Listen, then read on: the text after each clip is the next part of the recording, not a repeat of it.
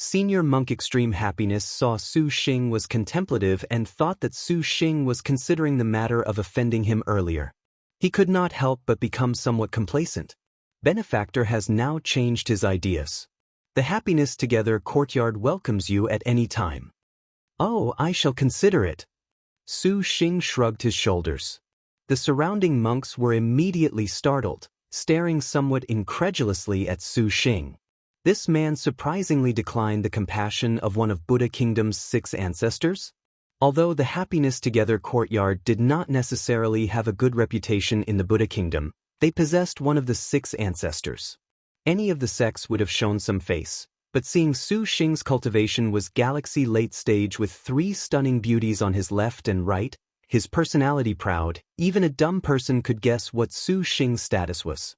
The eyes of the monks were endlessly complex, each bursting with Buddhist verse as if to calm the extreme anger in their hearts, viewing Su Xing as incessantly laughable. Senior monk looked at Su Xing with eyes full of hatred. He did not say anything, his expression still polite and amiable. Senior monk Extreme Happiness, who is that benefactor that brought beauties with him?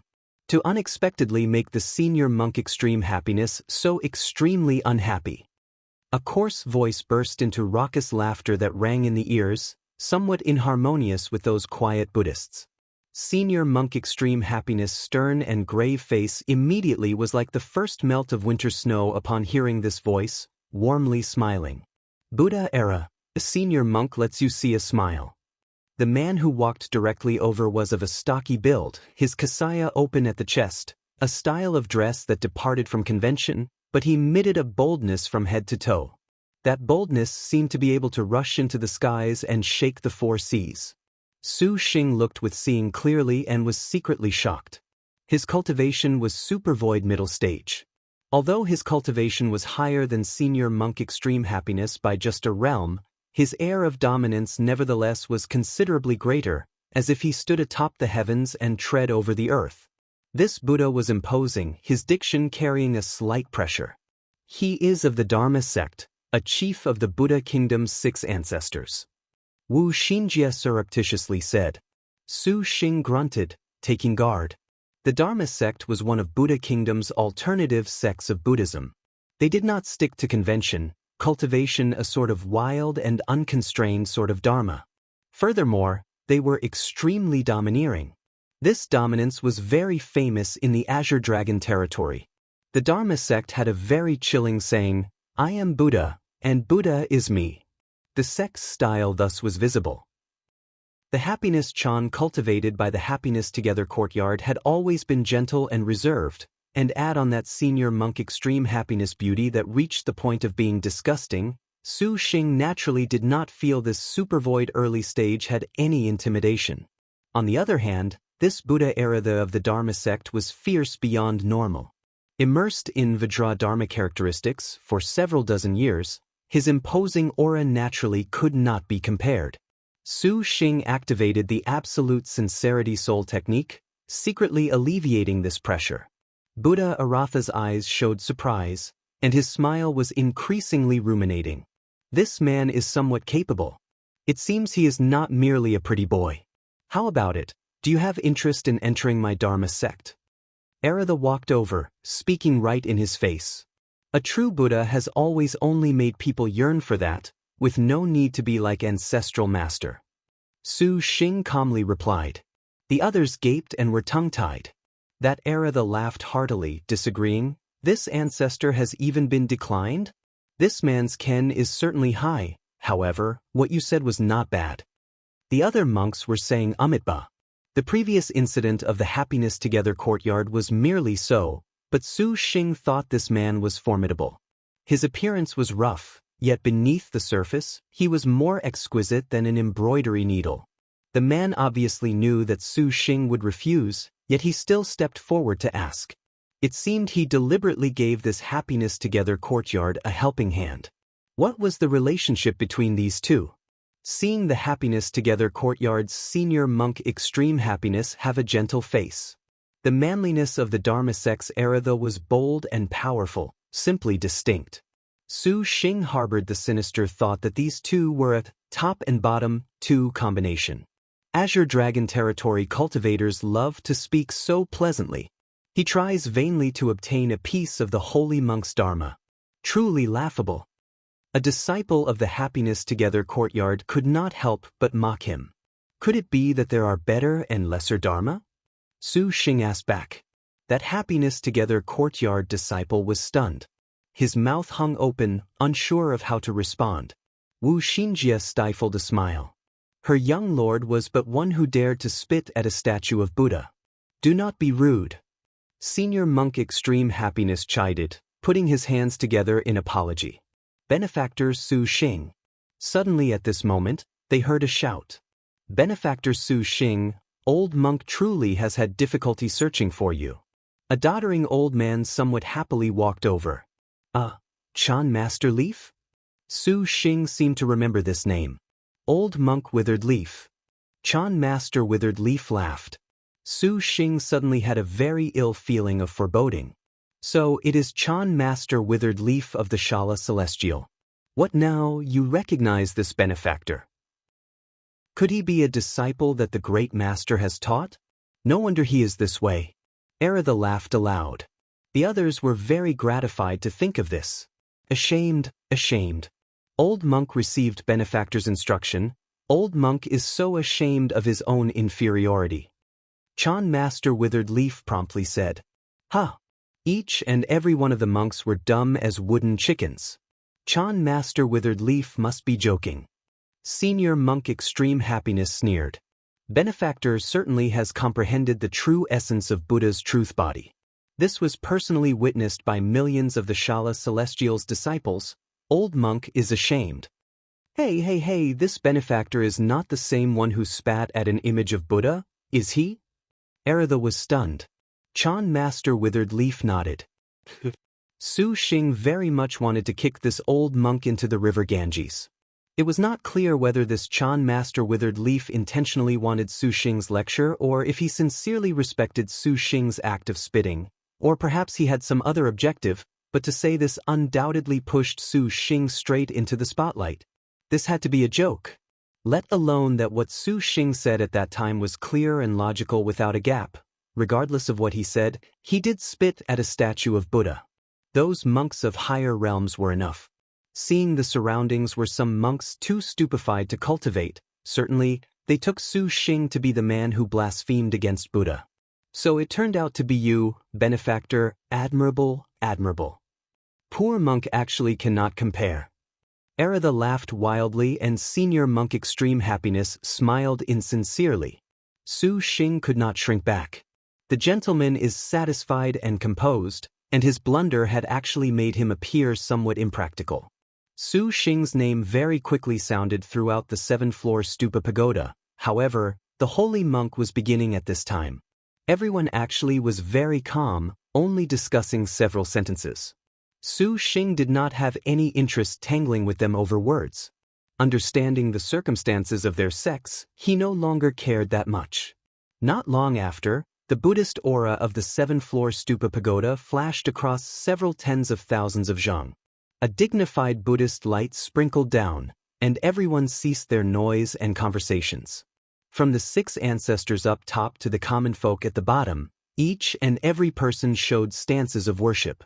Multicolored lotus flowers bubbled forth in space, their strange scent lingering, covering the entire aerial range of several hundred li.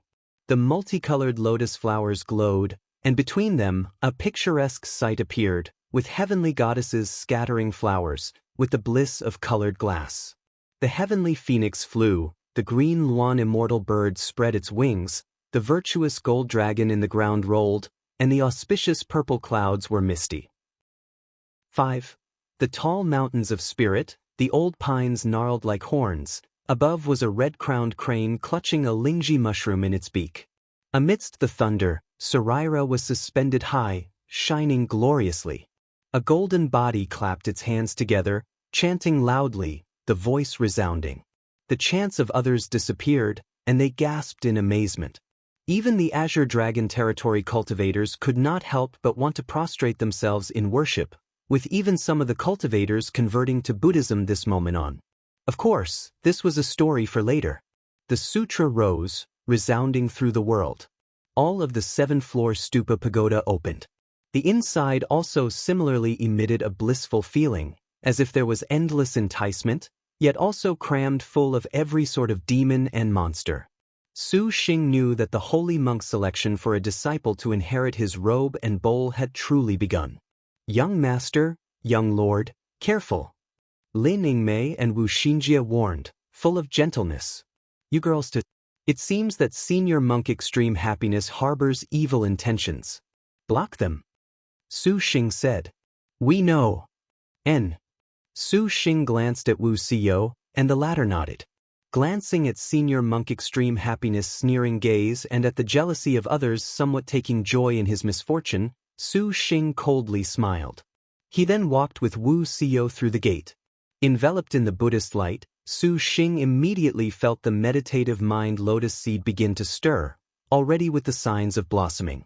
This 7th-floor stupa pagoda was worthy of being called Buddhism's holy place, but entering inside had this sort of efficacy. Su Xing opened his eyes. It was not like he had imagined. What appeared before him was an extremely normal place, like an ordinary temple. He could not tell any differences. The scent of burning incense lingered and frescoes hung.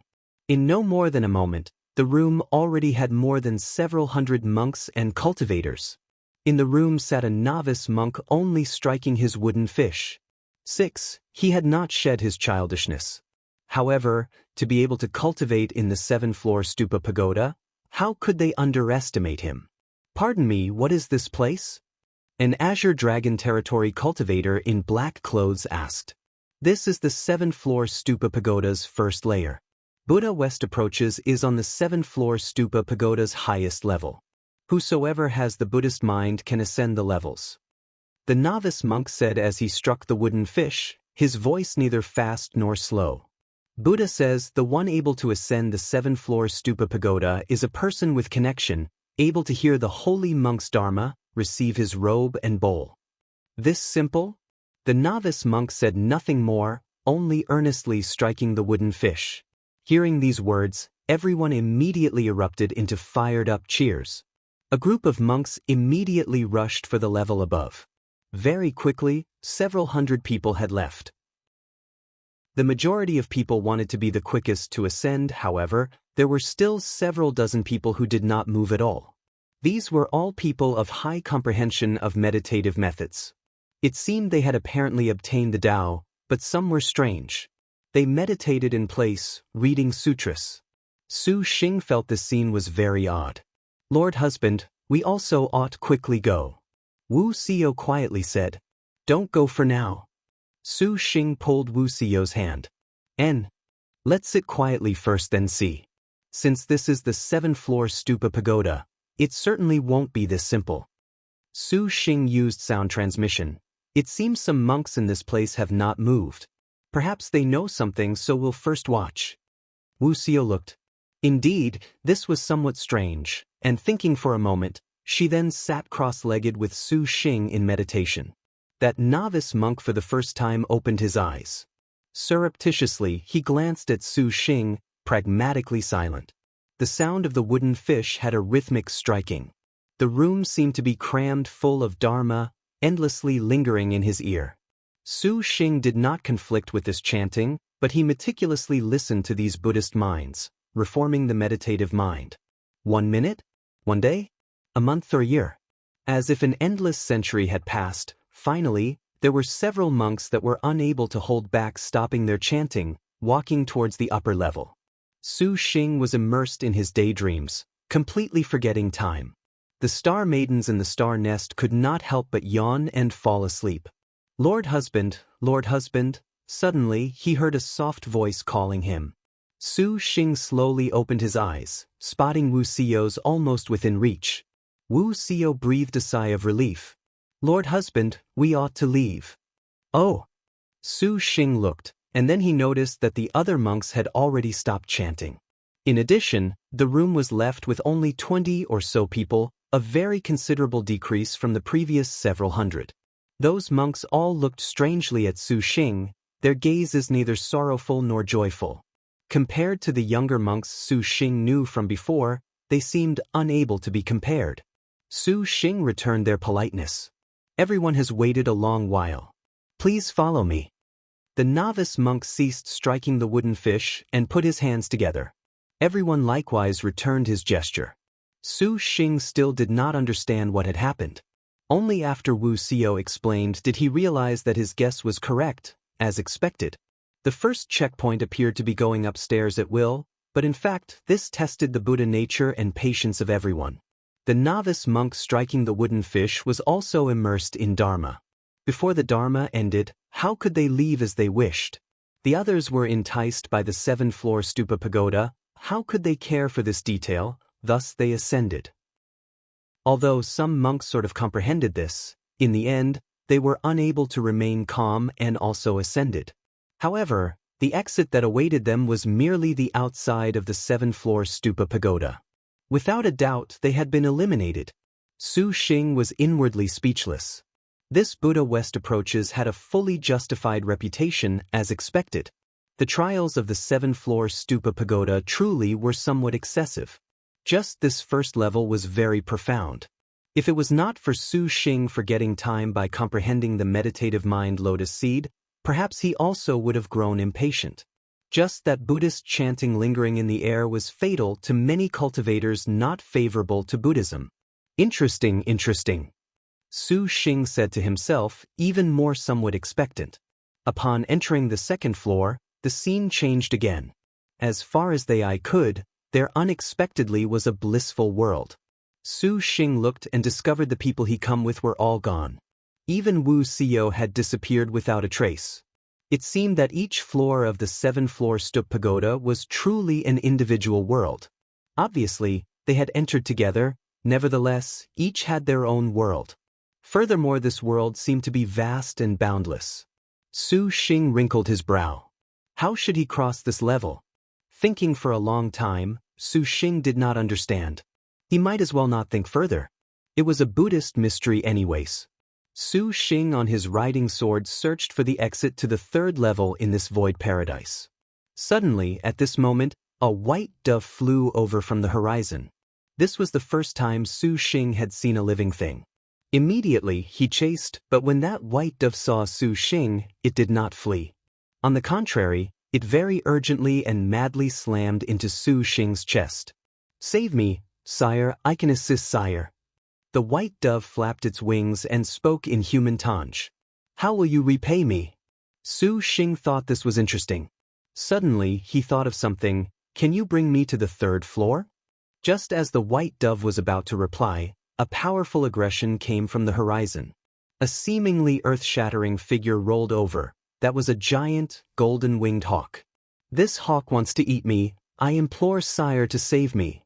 The white dove trembled and hid into Su Xing's chest.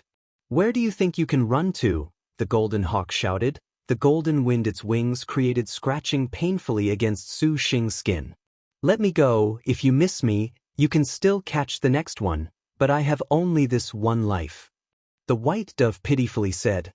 The golden hawk said, "How could I not understand the logic of what you say, but I am starved to death right now. If I do not eat you, I have no way of living. It is not easy for everyone to stay alive in this world, and if I was not so close to my own end, I would not have chased so relentlessly. Sire, please save me." The white dove said. The golden hawk said, "Sire, please be compassionate. If you save this dove's life, could it be you have the heart to watch this old hawk starve to death?" When Su Xing heard these words, he suddenly understood the situation that had happened this time. Was this not the old story of how Buddha carved his own flesh for the hawk? "He would not have me carve my own flesh," right? Su Xing was speechless. "Sire, please release that white dove. I must eat it today." It was reasonable to say that Su Xing should at this time learn that, "If I do not enter hell, then who will enter hell?" or whatever that Siddhartha Gautama had once said. Then, he would carve flesh that was equivalent in size to that dove and complete this floor. But Su Xing knew that it was only after Buddha completely carved his flesh that he became Buddha, let alone, "I am not so brainless to want to mutilate myself." But if he did not do something, perhaps that would be inconsistent with Buddhism?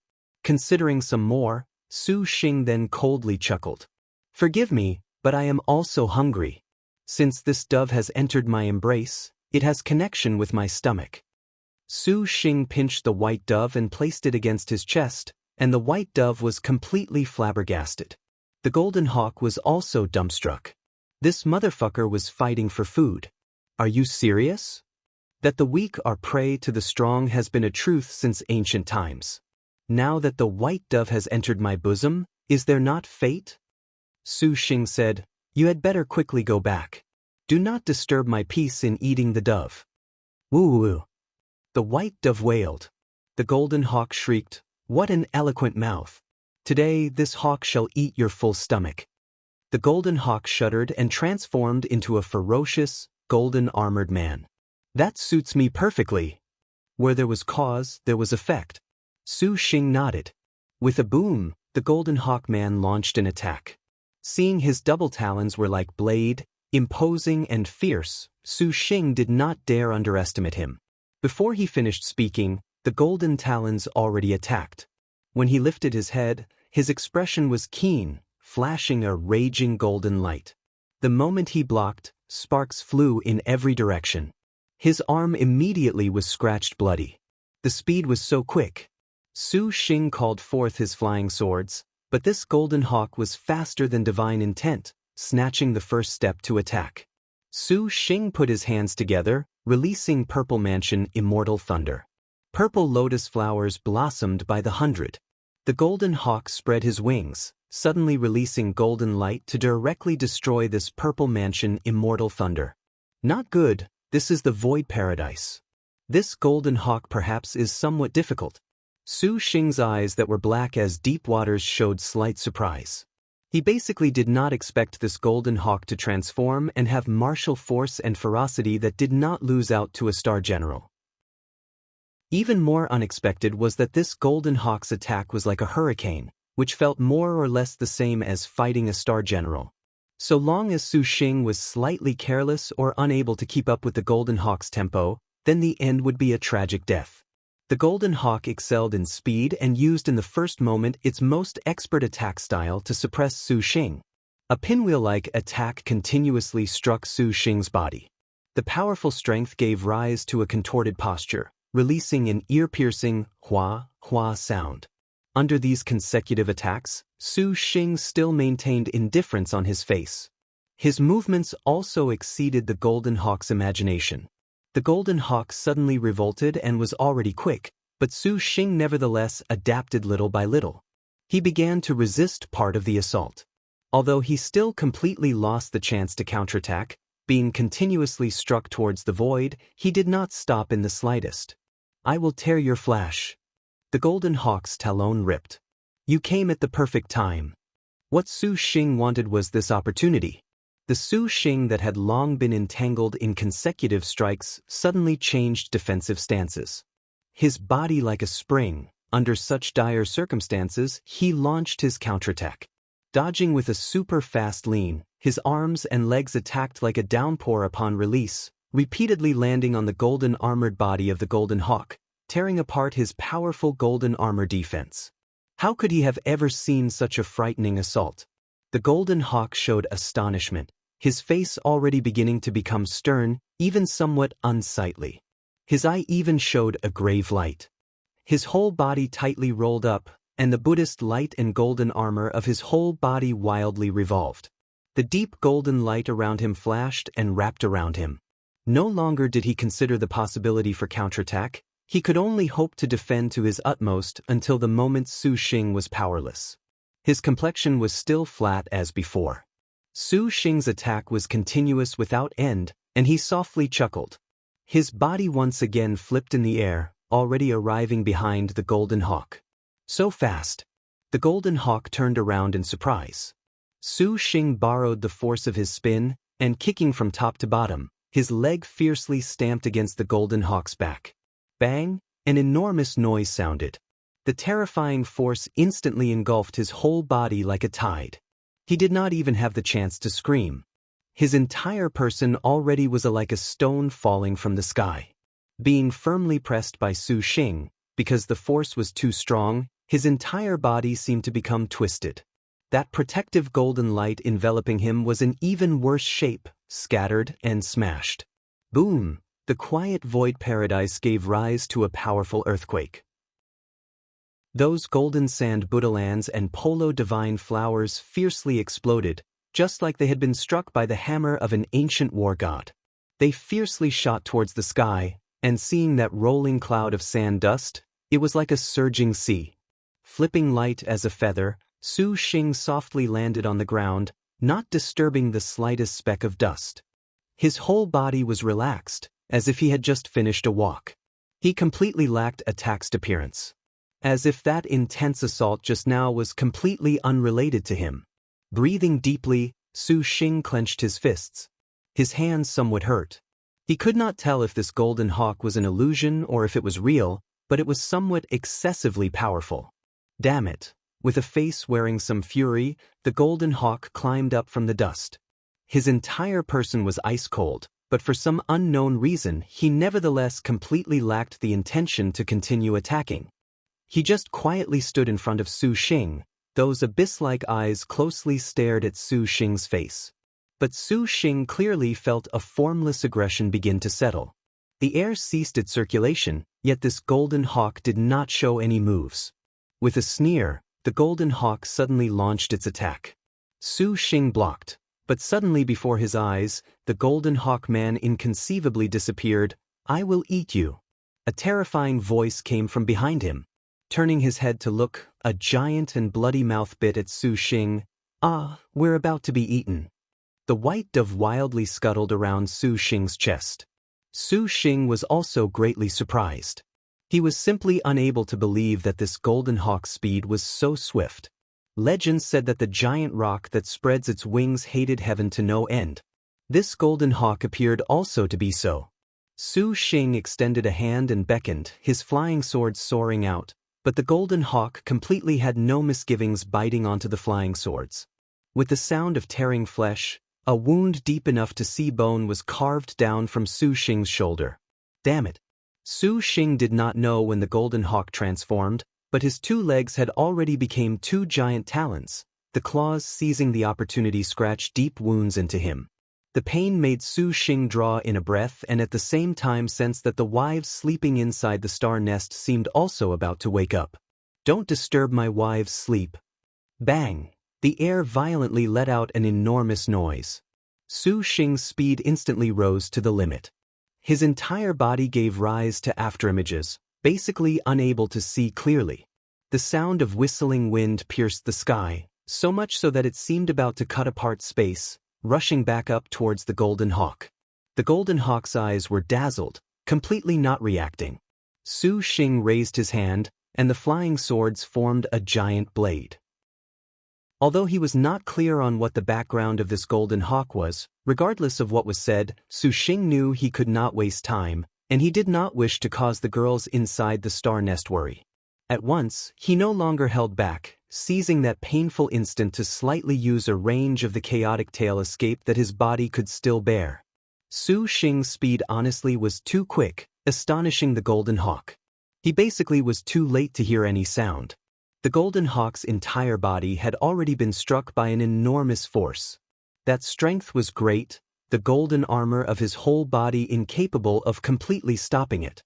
The bones in his body could even be heard groaning, and his entire body already shot far away like a cannonball. Thus, he was incapable of rising anymore. The golden hawk was at its last gasp. Su Xing's hand beckoned, and Lengya congregated into a giant sword that spiraled in the sky, like a vulture that had spied its carrion, emitting a severe sword chi. You wanting to eat your servant was the cause, me killing you is the effect. Cause and effect are settled, sadhu sadhu. Su Xing put his hands together, putting on an act of sympathy. In its heart, the golden hawk cursed this man in front of it shamelessly. The flying swords twisted and turned it to yellow sands and smithereens. Ah, the screams of the girls came from inside his ocean of consciousness. Shi Yuan and the others had been woken up. Why can't this young lady leave the star nest? Shi Yuan went mad. What about the other elder sisters? Unable to do so. All of them were like Shi Yuan. The star nest had seemed to have been frozen, and they were incapable of breaking free. The so-called star nest was like a river wrapping around the cosmos, flowing without end, but suddenly, this river had seemingly frozen over. Su Xing and the rest were incapable of breaking out in any way. This certainly made the girls stumped. 4 star generals to be unable to leave the star nest. Things were certainly grave. Probably it is because of this 7-floor stupa pagoda. Su Xing actually was very unperturbed, seeing that every layer of this 7-floor stupa pagoda was like a celestial. They were increasingly certain this was definitely an immemorial or ancient spirit treasure. Since this was the inside of a spirit treasure, being trapped was not a complete mystery. Woo! It's fine. Since the holy monk dares use the stupa pagoda as a trial, naturally he would have planned thoroughly being unable to go out as normal. I can settle this matter myself, I just have to work sincerely. There was only this way. The group was helpless. Big brother, then are your injuries all right? And Suan asked, concerned. Their contractor had been injured. The girls inside the star nest naturally could sense this. Su Xing inspected his wounds. In Su Xing's experience, these could only count as flesh wounds. He took out pills to ingest, and then he took out that white dove hiding in his chest. Noble warrior, Buddha, hero, please spare me. The white dove had put its wings together in prayer, a very comical scene. Now that I've saved you, how will you repay me? Su Xing smiled. You won't eat me? Your meat isn't enough to fill the gaps between my teeth. Su Xing licked his teeth, and the white dove shuddered. Don't waste time. Directly inform me, how should I get to the 3rd floor? Since it was Buddha who carved his flesh for the hawk, this was the trial, right? Su Xing said. Then I must ask that noble warrior first release me. The white dove bashfully said. Su Xing turned grim. His mind said, what is this dove doing acting shy? And the girls inside the star nest giggled. His fingers let go, and the white dove flapped its wings, soaring freely in circles. Please, benefactor. A solemn Buddhist voice rang throughout the boundless void, and Su Xing's face turned pious. A bang!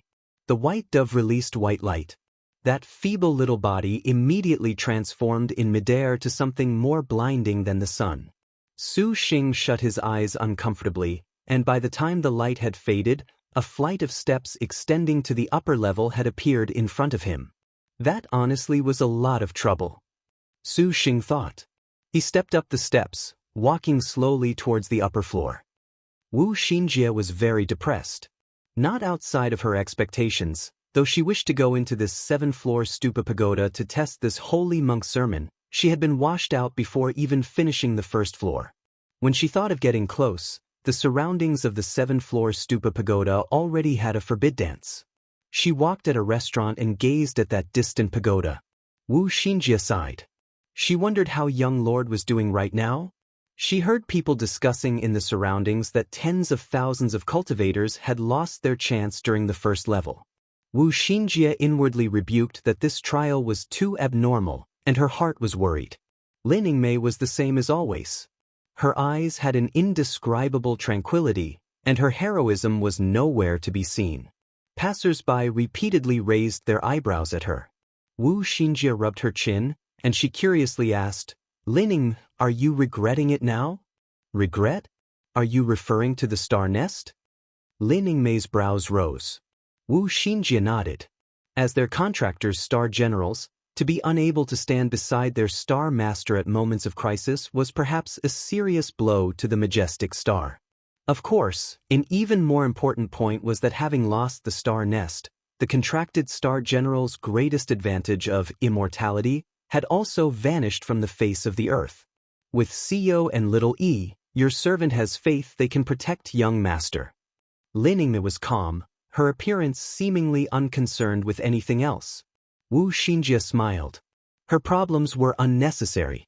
Originally, when she broke through that last layer in their relationship, naturally, she had already considered this sort of consequence. Now, discussing it afterwards, regret was merely self-deprecating. Besides, majestic Star Panther head Lin Chong was a top-notch star general anyway it was put. The so-called immortality honestly was not on her mind. Otherwise, the majestic star would not have declined contracts for a millennia. Your servant is actually worried about elder sister. Lin Yingmei answered back. Now that Maiden Mountain had now intervened, and the future star duels would inevitably be very violent. As far as the knowledge star that completely lacked martial force and magic energy was concerned, losing the star nest honestly was dangerous to the extreme. Wu Xinjie showed a completely unworried smile. After several cups of green tea, Lin Yingmei pursed her thin lips. From then until now, there have always been people staring at us. Are they monks of the happiness together courtyard? Wu Xinjie was indifferent. Each person possesses their own life, but not everyone understands living. Thus, to treasure life, for those that do not understand living is a kind of punishment to them. Wu Xinjie seemed to be taking pity on a pitiful creature. Just oblige them, elder sister also has very Chan logic. Lin Yingmei was thoughtful. Just superficially. Wu Xinjie smiled. Then, she gazed at the 7th-floor stupa pagoda. Xinjie wonders how young Lord is right now? Xinjie somewhat misses him. Lin Yingmei was frozen for a bit. She said, if young Lord is defeated, what should we do? Defeated? Wu Xinjie charmingly winked. Yingmei, what does the first wife say we should do then? Lin Yingmei suddenly understood. Her gaze similarly turned to that pagoda, carrying a chill that reached the bone. At this time, Su Xing had finally finished climbing the flight of stairs and entered the 3rd level of the 7th-floor stupa pagoda. What made Su Xing very disappointed was that this level similarly did not have Wu Xiyo's figure. What entered his view was still a mundane world, but this world was somewhat different compared to the 2nd level. The ground had golden polo flowers piled like a sea, countless golden shala and bodhi wood forming a forest, and the trees were full of blooming shala flowers, more lush than snow. Without Buddhist chanting lingering, without red-crowned cranes or magic clouds, there was only this towering golden shala and bodhi grove standing in this world. The sound of wind whistled, and the shala and bodhi trees rustled. Golden flower petals successively drifted across the whole sky, just like flying snow. As if he was in the middle of paradise, it was beautiful beyond belief. Quiet. A deep quiet. Su Xing had never felt such peace. Even the Shi Yuan that was currently complaining about being unable to leave the star nest had fallen silent. Stepping forward on the soft polo tree flower petals, Su Xing did not forget the objective of this trip was not to cultivate his mind. His divine intent expanded, and his gaze swept around, searching for the entrance into the 4th level. Finally, amidst the dense shala and bodhi, Su Xing found a bodhi gate. Things were apparently more simple than he had imagined. Su Xing walked quickly over, and very quickly he reached the front of those bodhi gates. The scene he saw before him suddenly stunned him. The passage to the 4th level of the pagoda indeed was in front of him, but in front of the gate was a white-haired and extremely aged monk currently in quiet meditation. His apparently frail body had a majesty that was more imposing than Mount Tai. He completely blocked that gate, which completely blocked that route. Su Xing slightly wrinkled his brow upon seeing this. He respectfully stepped forward and put his hands together in salute. If your servant may ask, Great Master, what meaning is there in meditating here? That old man was like an ancient Buddha, not caring for Su Xing's question. Great Master? Is it possible to allow your servant to pass? Buddha said, for all living things, rid them of non-beneficial things, and that is known as great compassion, and for all that wish for measureless happiness, that is known as great sorrow, and for all living things whose hearts are filled with happiness, that is known as great joy, self-sacrifice for the happiness of others, to give alms to others, that is known as great abdication. Your servant asks Great Master move for convenience. Su Xing unloaded the Buddhist knowledge he had most recently crammed. But this Chang master was as if he had not heard, motionless and aloof. Not even a single strand of brow hair had moved. Su Xing again amiably said every sort of request, but no matter how much Su Xing chapped his lips, this old monk seemed to have entered into a deep meditative state, remaining unmoved. If it was not for Su Xing sensing this old monk's breathing, he would have doubted if in fact the old man was a statue. Su Xing, just move him aside. What are you doing wasting breath on him? Shi Yuan was very direct. If it was not for this young lady being unable to come out, this young lady would have patted this old monk's clothes down. See how he'll meditate through that. Yuaner, you can't be so rude. Su Xing smiled and chided her. Oh. But what will Big Brother do now? This great master has blocked the road, and you cannot go forward. And Su Wen said, perhaps you must defeat him? Tang Lianxing guessed. Nope. Su Xing was very certain. All of the girls felt confused at Su Xing's firmness. Yan Yizhen asked if Master had discovered some mystery. Su Xing looked at the surroundings and explained, you girls can see that this place is abnormally quiet, without any killing intent. That indicates the third trial test's calmness. Even Su Xing the layman somewhat understood. What Chan cultivation paid attention to most was this calmness word. Furthermore, this calmness was all-inclusive. How could it not have touched upon the fringe of killing intent? If someone were to get angry because words were incapable of persuasion, then he would be trapped by outer appearances, confused by an idea. Of course, he would have no qualifications to hear the holy monk's Chan techniques. Hearing Su Xing's explanation, the girls suddenly understood, Big Brother truly is very proficient in Buddhism. And Su Wen was very reverent. I only know the surface of Buddhism, however, I did practice psychology before at the Air Force Academy. This environment is more or less susceptible to psychological activity.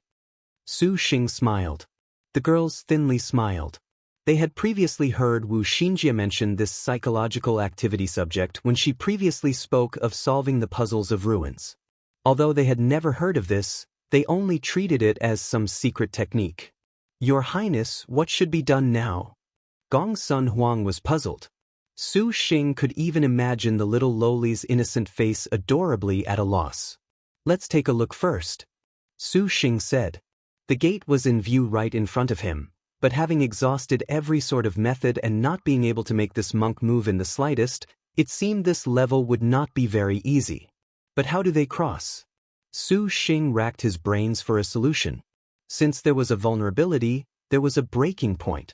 There should be some clues. Recalling the story of Buddha carving his flesh for the hawk on the second level, Su Xing immediately recalled this perhaps would be related to some classical story. The girls inside the star nest pondered a moment. The girls who completely lacked any knowledge of Buddhism were without a solution. Things would have been solved if Wu Xiyo was here. She was very understanding of Buddhism, and it was certain she could grasp the theory. Otherwise, Wu Xinjie would also have been good. The knowledge star was very resourceful and more careful than himself. Obviously, they had not been separated for more than a day, but it felt as if 10,000 years had passed. No wonder Su Xing missed them. No can do, I have to calm down. Su Xing similarly sat facing the monk and entered meditation. The heart-like mirror soul technique had nearly reached the still water realm. Su Xing only felt it, the sound of a slight wind, the sound of flowers falling, slightly entering his ear, the sound of breathing, the extreme quiet of the void, faintly entering his mind. The world's myriad noises were entirely quiet. Even the ladies inside the star nest sensed this. Wind blew, flowers fell, silent, Bodhi, old monk, ancient Buddha. Suddenly, there was clarity in his mind. Su Xing opened his eyes. He looked around at those petals drifting down, and he abruptly had an epiphany. So it turned out to be this. This was truly a clever arrangement. Su Xing exclaimed. Su Xing, you understand it? Shi Yuan asked in pleasant surprise. Su Xing affirmed. He rose and saluted. He then walked towards those shala and bodhi trees, raised his head to gaze at the countless polo leaves drifting down, and extended a hand to pick 2 flowers. This is to present Buddha with borrowed flowers. Su Xing smiled. To present Buddha with borrowed flowers, and Su Xing nodded with certainty. So it was this. The deft of mind Yan Yizhen was the very first to understand. She then explained to the sisters, and Shi Yuan inwardly cursed that this monk was truly shameless. She probably felt this was robbery, that sort of, if you wish to pass, leave your money and valuables behind. However, I fear it isn't so simple. Su Xing said. Could it be incorrect? It doesn't matter. Let's test it first then see. Su Xing took a deep breath and walked towards the ancient Buddha. Great Master's meditation is profound. Your servant reveres it. This golden polo flower is borrowed to present to Buddha.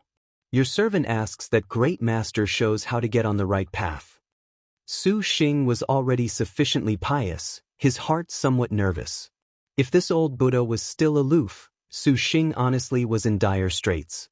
He considered taking a risk out of desperation. Fortunately, this time, Su Xing's judgment was correct. The statue-like old Buddha finally opened his mouth. Set down.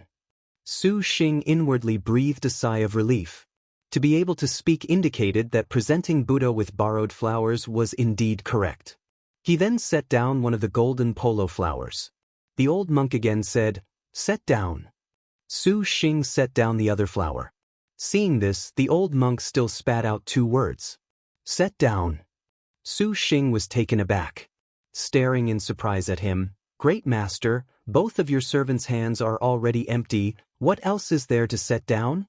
The old monk's eyes were shut, and he shook his head. If benefactor can truly set down, then poor monk can give benefactor a sermon. Then, the monk continued to shut his eyes and meditate silently. What is this monk doing? Shi Yuan was about to go mad. Obviously, the flowers had been set down. Was he blind? Or maybe deliberately being difficult? The thief star truly very much wanted to rush out and scream. Little sister, do not be angry. It will affect big brother. And Suwen promptly said. Within the star nest, star generals and contractors were one. Her fury would influence Su Xing's thinking. Sorry Su Xing. Shi Yuan guiltily said. Su Xing did not mind. He currently was devoted to delving into the meaning behind what the old monk had said. Buddhism's Chan techniques love to play with specious word games, and Su Xing knew this. His presentation of borrowed flowers to the Buddha was not wrong, but just what was the mystery of set down? Was the polo flower the problem? Or was he missing something else? Su Xing furrowed his brow, pondering as he strolled around this pure land, searching for any place of this pure land that stood out from the rest, to see if he could perhaps find inspiration. However, these shala and bodhi trees were all the same. Even the flower petals were the same way, difficult to distinguish. Su Xing was somewhat at wit's end about the profundity of this Buddhism. Set down, Su Xing looked at his hands. Faintly, he had grasped the crucial point, but there still was a little thing missing. Seeing Su Xing so vexed, Shi Yuan was even more loathing towards that monk's deliberate complexity. This young lady hates this monk. In the end, Su Xing, what are you winning favor with this monk? This young lady would directly beat him to a bloody pulp. See how he poses as an adept removed from the world then. I am winning favor with him? Su Xing paused. This young lady is only describing that borrowing flowers to present to Buddha. Don't you get the wrong idea? Shi Yuan hastily corrected. Su Xing laughed. So it was this. Master? Many thanks, Yuan. I finally know what to set down. This Buddhism honestly is indeed fond of making things overly complicated. Really? Did Yuan really help you? Shi Yuan was somewhat embarrassed. Watch. If this time doesn't work, I'll listen to Yuan. 2. Su Xing once again picked 2 golden polo flowers and walked over. This did not appear any different from the last time.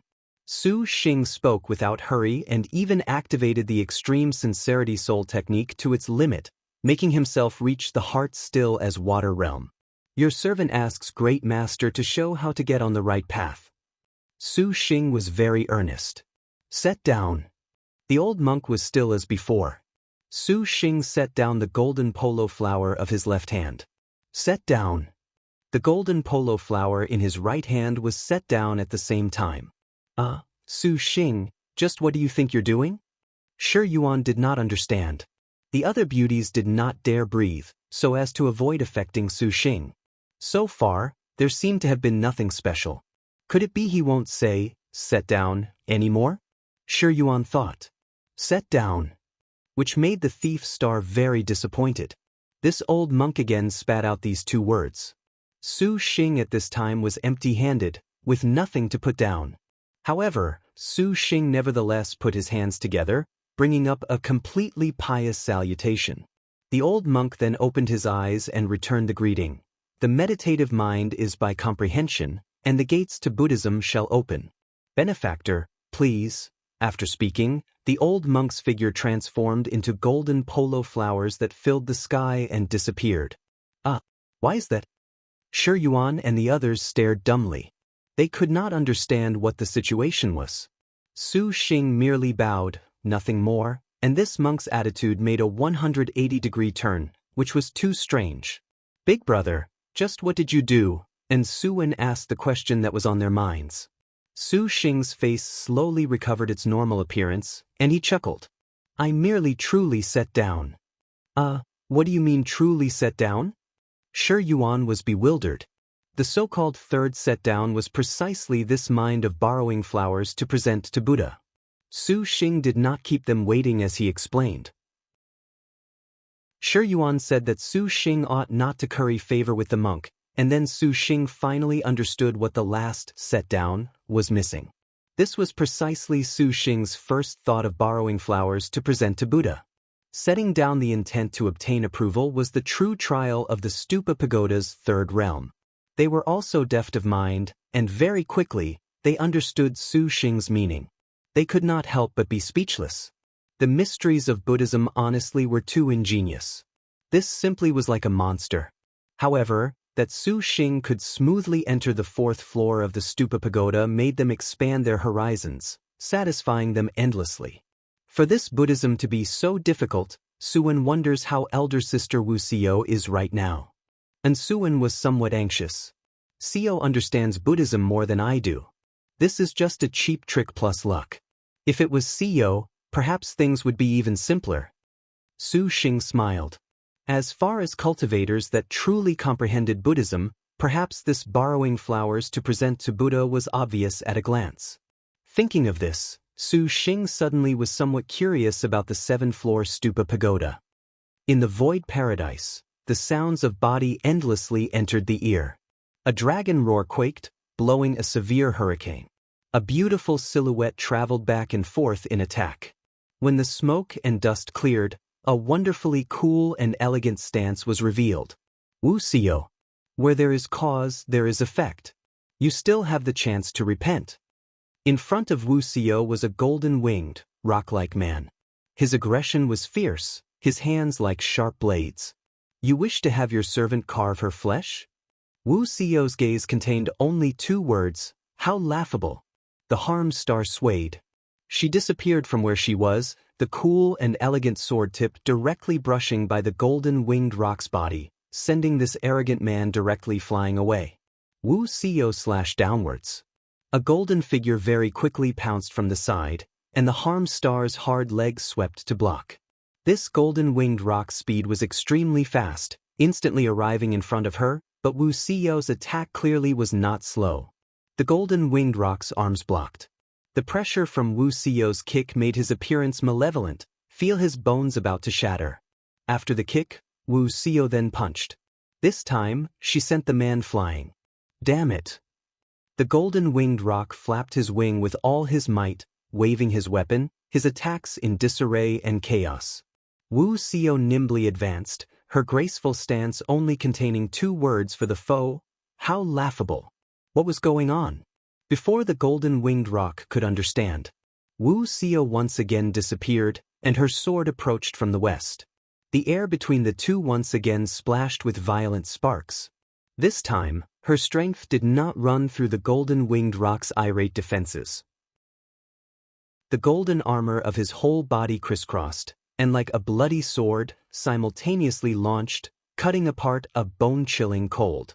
However, this sort of defense was far from enough. Wu Xiao was but a martial general that stood between the peaks of power and speed.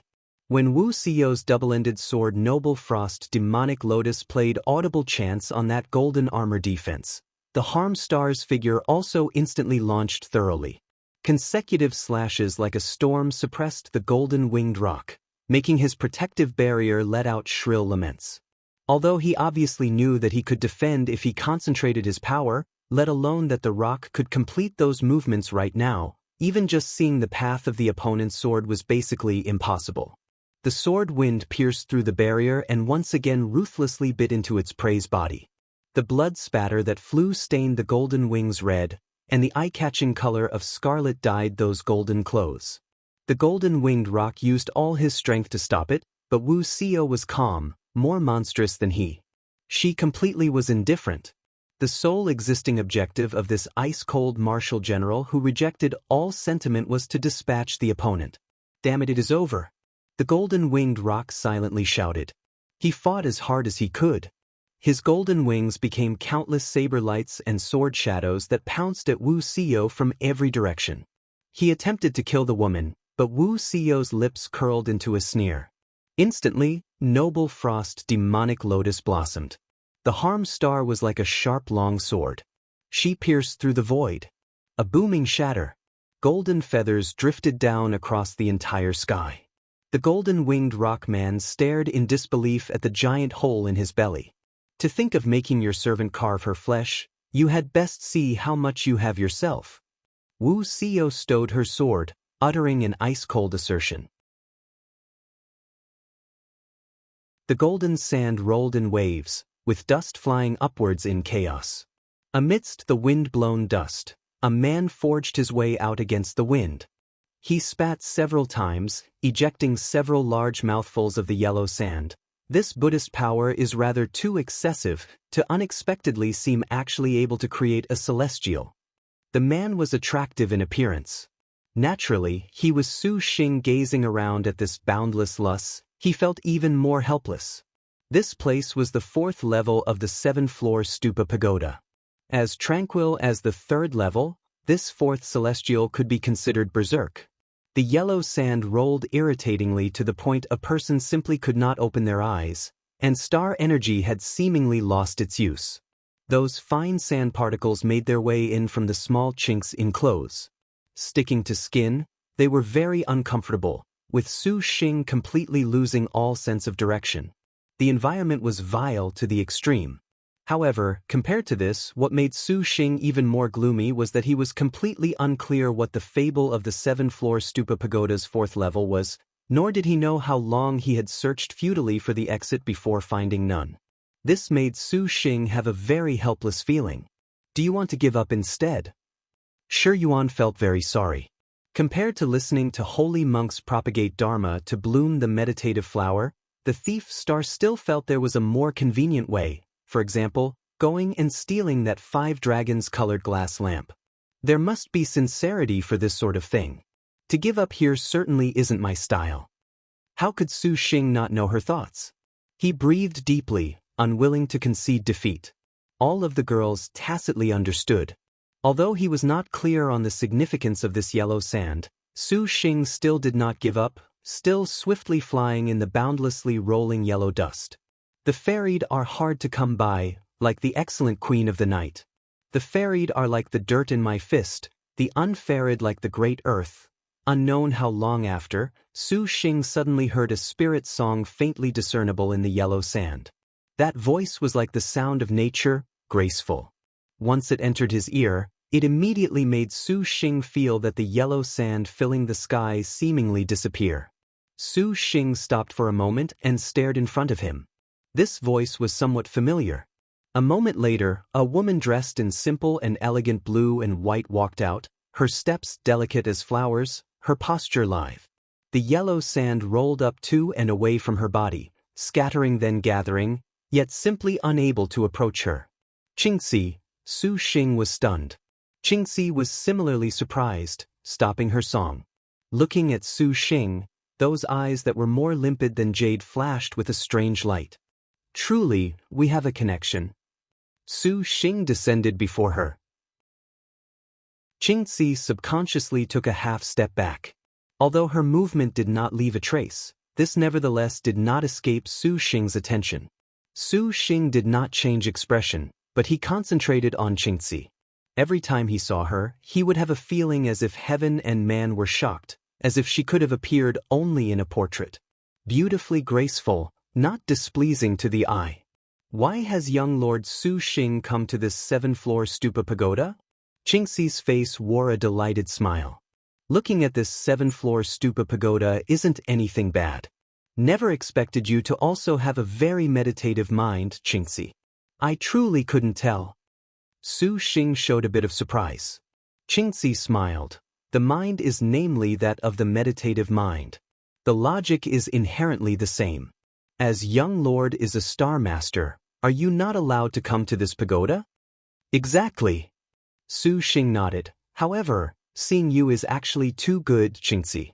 Do you know how to go about this 4th level of the stupa pagoda? Does young lord also not know? Qingxi's long eyelashes trembled. Su Xing shook his head. The mysteries of Buddhism's trials are too numerous. For the time being, I haven't figured it out. One man walking alone just happens to feel monotonous, and since our goals are identical, would it not be better to journey forth together? 2 people can comprehend the profundity even more quickly.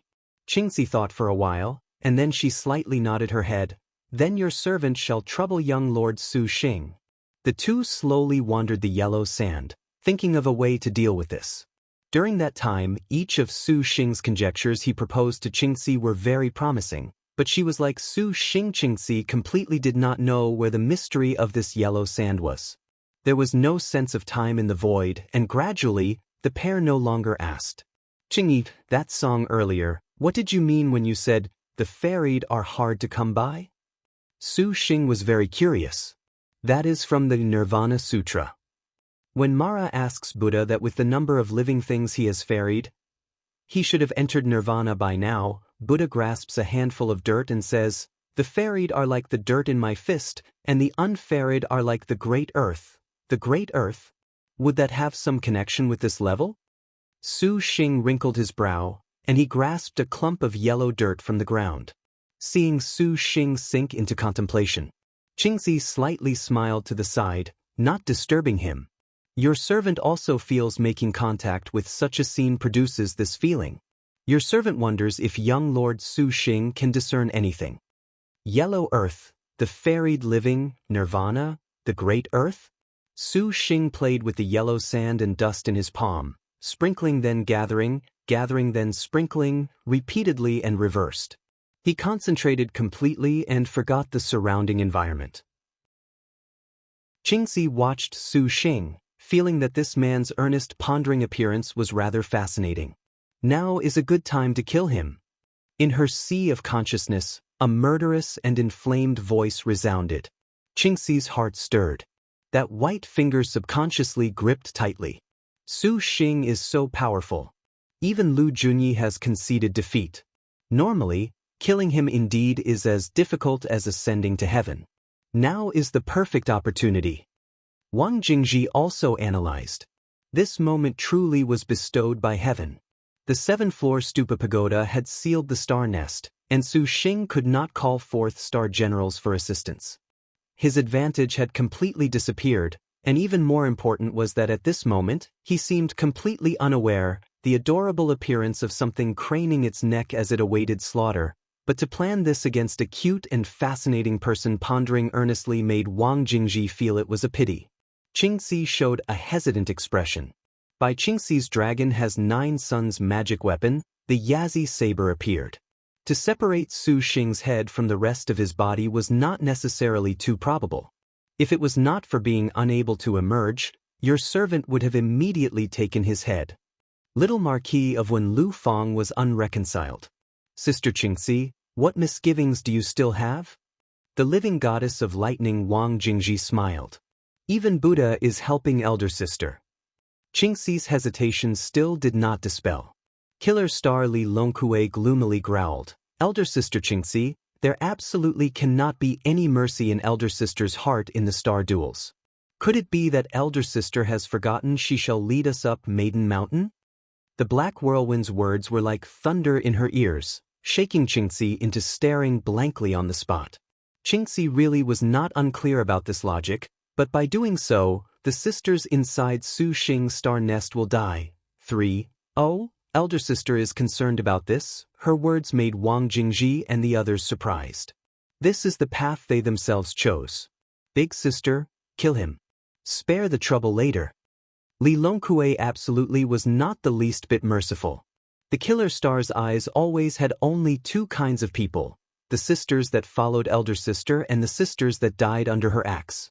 It seemed this apparently iron truth was one even a sluggish person would find profound. Neither did Qingxi know why she did not wish to deal a killing blow. Could it be because the several times they met before, she felt Su Xing was not a foe?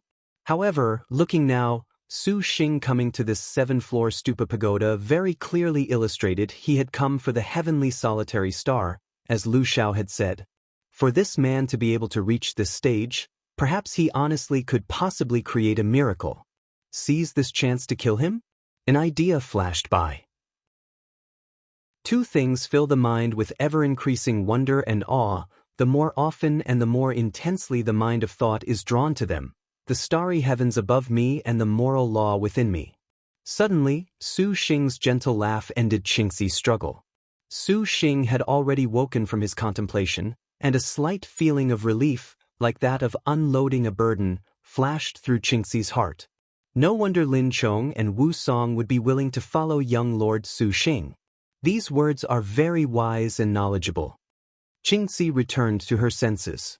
She carefully listened to the words Su Xing said and was startled to the extreme. These words were simply more philosophical than those of great monks that had attained the Tao. Even the star generals that itched to kill him as soon as possible were left tongue-tied, with a whole new level of respect for him. These aren't my words. Su Xing smiled. He did not want such a vain halo. They were words uttered by a philosopher named Kant. I am very fond of this saying. Su Xing's generous admission took Qingxi by surprise.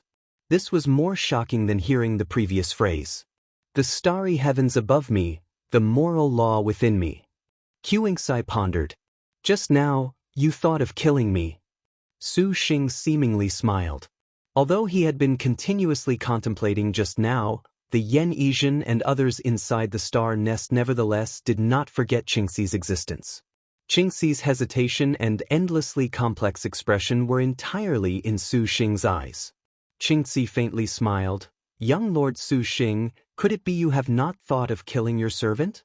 There had never been a need to hide the calculations star masters had for each other in the star duels.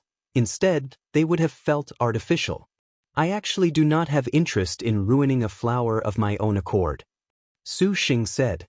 When Qingxi heard Su Xing's phrase of my own accord, was the hidden meaning of his words, I will not hesitate at all to act? Should your servant rejoice? Qingxi's smile this time was full of mystique. I feel we actually are the same type of person. Su Xing looked at her. In a certain aspect, your servant is indeed very surprised at the similarities between young Lord Su Xing and your servant. Qingxi hinted. Su Xing laughed. It seems we indeed have a connection.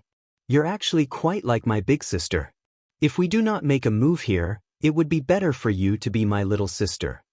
Qingxi's lips parted, not understanding what the logical connection between quite like your big sister and be your little sister was. Young Lord Su Xing, are you making fun of your servant? I truly am thinking of this. Su Xing was resolute, absolutely not making fun of her in the slightest. Qingxi fell into deep thought. This man is deceiving elder sister, do not believe him. Li Longkue's tone was fierce.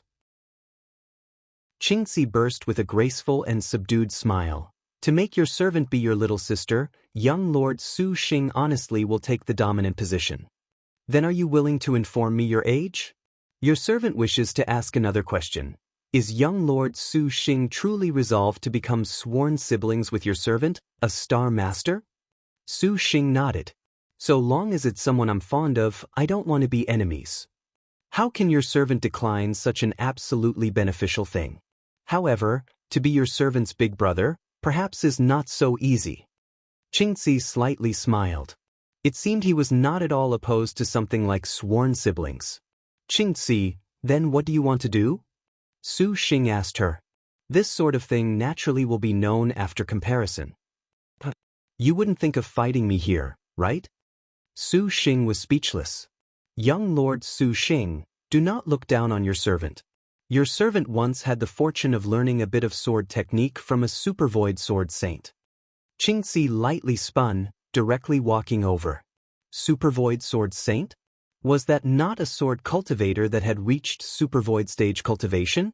Although Liangshan continent's sword cultivators were many, those that cultivated to supervoid stage were exceedingly rare. Just what was the background of this Qingxi, to unexpectedly receive instruction from a supervoid sword saint? Su Xing was very skeptical, and the star maidens in the star nest did not believe her. Any way they looked, the Qingxi in front of them appeared like that legendary willow too weak to stand in the wind. Her delicate hands could write beautiful characters, Su Xing believed, but to speak of sword technique, he was very skeptical. Su Xing, you're so unfaithful. You must have seen that she was a beauty to want to become sworn siblings with her. Shi Yuan sourly said. She couldn't compare to any of you, even if she was any prettier. Su Xing shook his head. Although Qingxi's dainty beauty was graceful as a portrait, eliciting amazement, it was unlikely to make Su Xing so willing to become sworn siblings. The reason why was that besides indeed not wishing to voluntarily ruin a flower, there was also another reason, which was to trap her. Su Xing had a sort of premonition. The Qingxi in front of him would someday be a pivotal point in the star duels, so right now, Su Xing wanted for both sides to not reach a state of mutual hostility for as long as possible, to maintain good relations before a state of you die, I live. This sort of thing was nothing, anyways, let alone that what Su Xing said was slightly true. Qingxi's quiet personality, like the unmarried daughter of a noble family, was indeed very much like one of his elder female cousins from before. The feeling of having her call out Big Brother was not bad either. She indeed gives Suwen a very familiar feeling. And Suwen did not oppose Su Xing's thoughts. So long as she does not harm Master. Yan Yizhen had always kept her private and public interests distinct. Gong Sun Huang and Tang Lianxi naturally did not have any dissent. Oh boy, this young lady has to play the role of strict parent again. Shi Yuan groaned. The others could not help laughing. While Su Xing currently discussed with the girls inside the star nest, Qingxi was also putting on a similar show. However, compared to the harmony of Su Xing's side, Qingxi's star generals were far more intense. Other than comparable to Renge Guishui, who was not fond of chatting, they more or less expressed confusion. Li Longkui was particularly very belligerent. At the current phase, becoming sworn siblings with him does not have any disadvantages at all, and we perhaps will need his aid in the fourth phase. Qingxi explained. Is he worthy of belief? Worthy of belief or not, this poses no disadvantage to your servant, is that not so? Qingxi lightly smiled. Wu, it seems so, but, for elder sister to lose and recognize him as big brother, excessively haggling over gains and losses will only lead to gains that do not make up for losses, remember this sentence. Qingxi calmly said. She turned around, her blue clothes fluttering along with her hair. Those eyes clearer than gems stared at Su Xing, showing a mysterious luster. Your servant currently hesitates over the matter of his star generals. Now it seems this sworn siblings matter is your servant's opportunity. What does elder sister mean? Li Longkui's anger had dissipated. The woman could hear the meaning of Qingxi's words. We will see at that time. Longkui, elder sister shall not be deceived by a few words from a man. Qingxi stared at Su Xing. It is perfect to borrow this opportunity to see the innate skill he inherited from the majestic star, to see what ability he possesses. Qingxi, have you finished preparing? Su Xing hollered from his side. Young Lord Su Xing, if you will. Qingxi flipped out a long sword in passing. This sword was completely translucent, especially the swordtip that seemed to be like water. A clear light flowed over the sword's body. With a look, he could tell it was an item out of the ordinary. This sword's name is Sublime Water. 5. Qingxi, you always self-address as your servant. 6. Which actually makes you appear miserly. I feel it would be great if you addressed yourself as Qingxi. If I become your big brother, I definitely will have you change that. Su Xing feigned seriousness. Qingzi slightly smiled, but he did not know if she listened. Su Xing also took out one of the langya, and after both sides made their salutations. The next instant, Su Xing beautifully brandished a horizontal slash. Qingzi flung the sublime water sword. The sword edge was like an unfolding ribbon. The sword's trajectory immediately became unfathomable, and a cold light skimmed past Su Xing's eyes. Even if Qingzi was graceful, her attack method nevertheless far exceeded Su Xing's expectations. The sublime water sword transformed into a fairy. Su Xing retreated for the time being, blocking the sword light. A light at the end of the tunnel. Qingzi's wrist shook. Shua. The sword edge raged with rainwater. The yellow sands were swept aside, and her sword chi was like a water dragon, shaking a dazzling light inside the yellow wind. Then, it detoured past Su Xing's defenses from the most absurd angles. Suddenly, it wound its way back, rising and falling. The sword chi was erratic, attacking from an angle impossible to appear from. Su Xing leaned, and suddenly he disappeared from Qingzi's eyes. Her brows creased, not showing the least bit of surprise. Even Su Xing had to endlessly praise this level of concentration. "Little sister, take this." Su Xing closed in passing, langya slashing immediately afterwards. A crisp ring in the wind. When the sublime water sword touched langya, it suddenly transformed into a flexible net, and the sword tip bent and spun before Su Xing's eyes. A thin wound then bloomed. At the same time, Su Xing nevertheless already got close to Qingzi's chest. Qingzi did not change expressions. Her sword turned back, her beautiful eyes instantly bursting with a sort of rarely seen severity. The sword chi of the sublime water sword rolled out like a tide. The yellow sand and earth was shredded to pieces, but it tried in vain to swallow Su Xing. The latter rushed to keep away, and then his figure immediately swayed. Green light pierced through the sword chi directly at Qingzi. The spry long-skirted Qingzi did not retreat but rather advanced, directly receiving the attack. The girl's boldness and gentle appearance were completely inharmonious, however. In comparison to the Su Xing she faced, who had inherited battle doctrine, Qingzi honestly did not have any possibility of victory. A vacuum-like hurricane blew in the air. Bang bang. The sublime water sword's soft sword edge was not able to reveal her gentleness this time. Langya beat the back of Qingzi's hand, paining the girl. Immediately afterwards, Su Xing slightly exerted force, which sent the sublime water sword flying away. Qingzi lightly bit her lip, her left palm shoving out. How could she have foreseen that Su Xing seemed to have already knew she would? One hand was already laying in wait along the path of her left palm. By the time the girl extended her palm, he immediately seized her wrist, and then he pulled. Qingzi immediately lost her sense of balance. Her body uncontrollably toppled forwards. Su Xing's other hand nevertheless passed around the girl's waist. With this pull and hold, they seemed to dance a waltz. Qingzi's attack stance not only was completely undone, she seemed like a meek lamb tumbling onto Su Xing's chest. Any more fighting, and Buddha will be angry. Su Xing towered above her. This was even the first time the cool-headed Qingzi had been embraced by a man. Her cheeks were pink, and though she wanted to break free, her hands had been forced behind her. Feeling this man's strength, slight confusion suddenly appeared in Qingzi's heart. She softly whispered, "Your servant concedes defeat." "Little sister, do you still address yourself as your servant?" Su Xing smiled. "Is it possible to first release your ser, Qingzi?" Qingzi raised red clouds. Only then did Su Xing notice their current posture was a bit ambiguous. The girl nevertheless let her body hang horizontal. This pose outlined the girl's perfect flowing curves. Her jade peaks seemed about to swell out her clothes, her jacket collar half exposed, the slightest bit of her valley, faintly visible. "I'm lacking in manners." Su Xing promptly let go. "I didn't hurt you, did I?" Su Xing asked out of concern. Young Lord Su Xing is even gentler than Qingzi imagined. Qingzi magnanimously smiled. Following a wave of her hand, the sublime water sword again returned to her hand.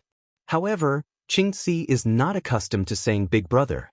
If young Lord Su Xing is not offended, Qingzi showed a troubled expression. You're kidding, big brother and little sister are addresses, there is no need to mind. Su Xing waved his hand. Does young Lord Su Xing think Qingzi will renege? Qingzi's tone was gentle as water.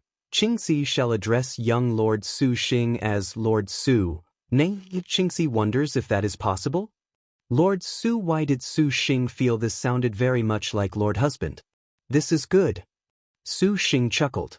Su Xing, you treat her too well. Sure, Yuan pouted. Yuan, you are jealous. Big brother certainly must love Yuan dearly. And Suwen stifled a laugh.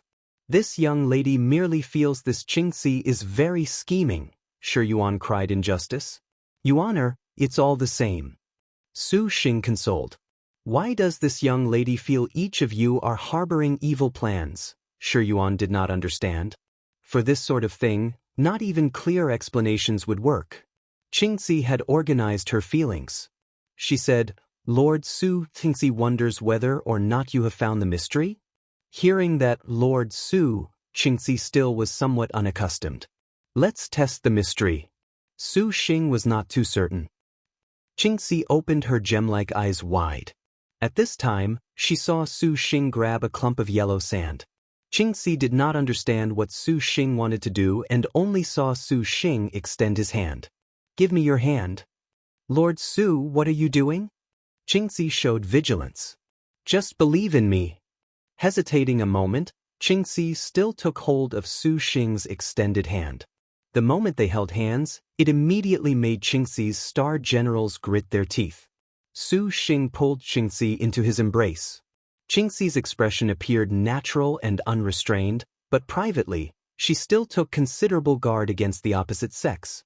Her left hand covered her plump chest, and she used her right arm to stick to Su Xing's chest so as to avoid being taken advantage of. If this was not indeed for being at wit's end solving the 4th level of the 7-floor stupa pagoda, how would Qingzi followed along with this man's whims? Then what do we do next? Qingzi asked. Su Xing snapped his fingers. His divine intent controlled the surrounding yellow earth. Under conscious manipulation, the yellow earth roller like a hurricane, increasingly voluminous. In the end, it seemed to have become an airtight barrier. Don't be afraid to get dirty. Su Xing warned. Qingzi was blank. Just at this moment, those yellow sands and earth pounced towards the two with a boom. Countless sand grains and clumps of dirt endlessly drilled into their bodies. Even Qingzi's body could not help but shudder. Su Xing's arms held her tight, making the girl bury her head into his chest. Using his hands to cover the opening at her collar, when she felt Su Xing's good intentions, Qingzi's heart was moved. The yellow sand very quickly wrapped the two into a fence. Then, those grains of earth seemed to combust into burning flames upon their skin. The scorching pain made Qingzi's hands violently clench tightly. The Qingzi that had yet to understand what was happening only felt that her whole body seemed to be aflame, an unbearable pain. The girl nevertheless clenched her teeth, not uttering a sound. The pain gradually lessened, and Qingzi's burning consciousness slowly returned. At this time, her whole body already collapsed, half powerless, dripping wet with perspiration, limp upon Su Xing's chest, extremely castigated. What was that just now? Qingzi panted. Her body powerlessness was not able to care that her own sensitive chest was intimately touching the man. I surmise it was nirvana. Su Xing looked around at the surroundings. Nirvana. Qingzi rested for a moment. Recovering her body's strength, she left Su Xing's embrace, somewhat stunned to hear this word. Su Xing hinted to her. Qingzi looked. At this moment, that yellow earth, wind and sand had already become a lush plain, gently swaying with blowing wind. This is the 5th level of the 7-floor stupa pagoda. Buddha compared all living things to soil. For Lord Su to be able to think of such nirvana is truly exceptional. Qingzi slightly smiled. Qingzi was even brighter than he had imagined. Su Xing originally had wanted to explain, but it seemed that was actually unnecessary. That's because I honestly couldn't think of anything else. Su Xing acknowledged honestly. Excluding all possibilities is also a way.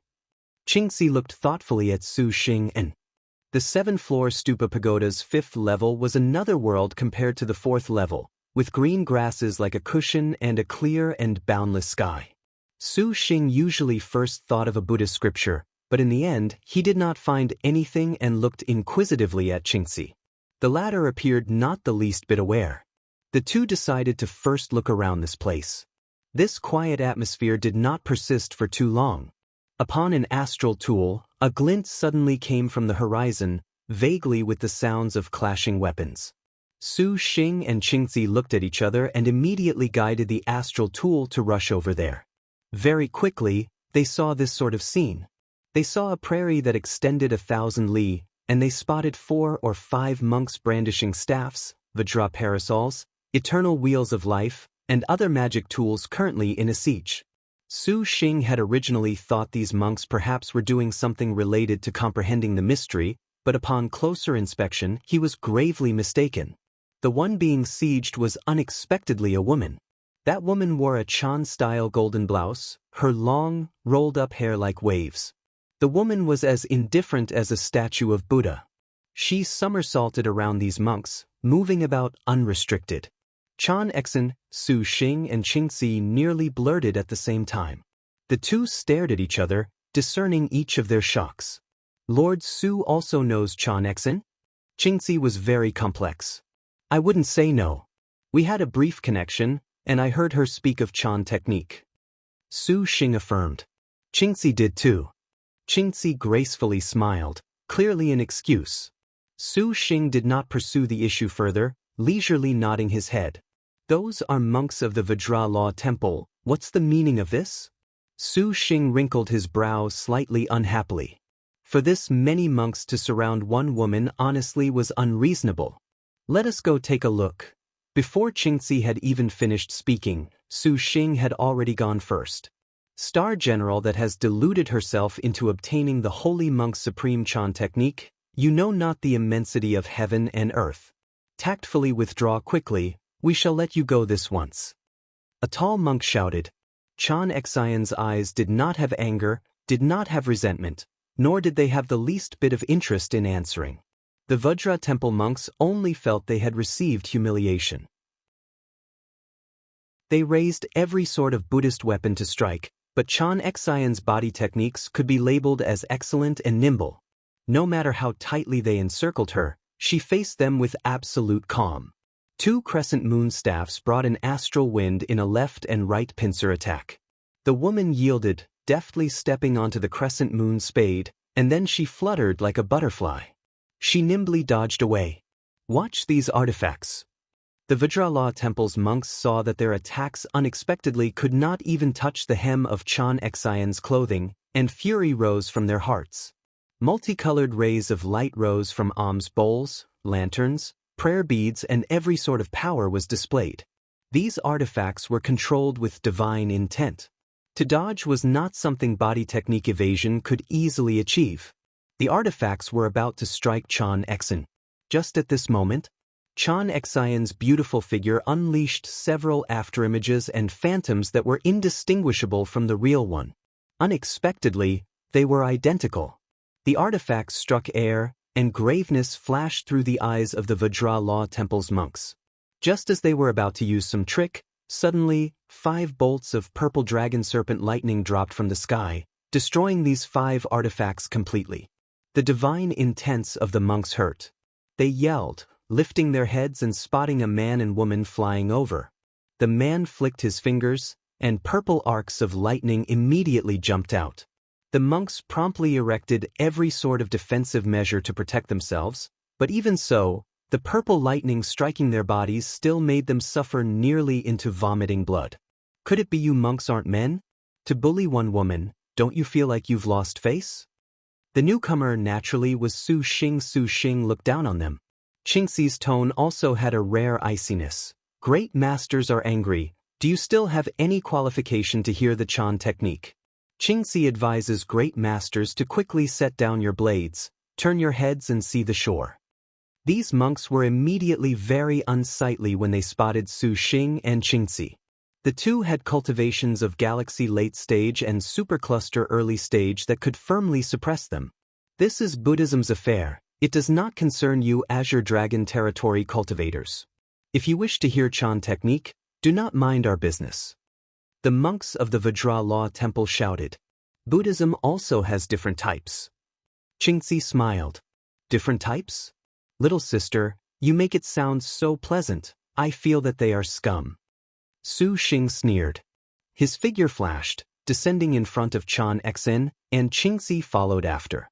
Chan Xin, it seems we truly have a connection. Su Xing turned his head and smiled. Chan Xian's eyes were still quietly deep beyond compare. Faced with Su Xing's teasing, she did not reply. She merely glanced at Qingxi, as if she was somewhat bewildered at Su Xing's address for Qingxi. Be a bit more tactful and leave this place. Otherwise, your servant will be very happy to make you go see Buddha Western Paradise. Su Xing threatened back. This woman is a star general. How can we allow Buddhism's grand Chan techniques be profaned by Maiden Mountain star generals? The monks angrily said. Maiden Mountain's reputation in the Buddha kingdom was not at all good.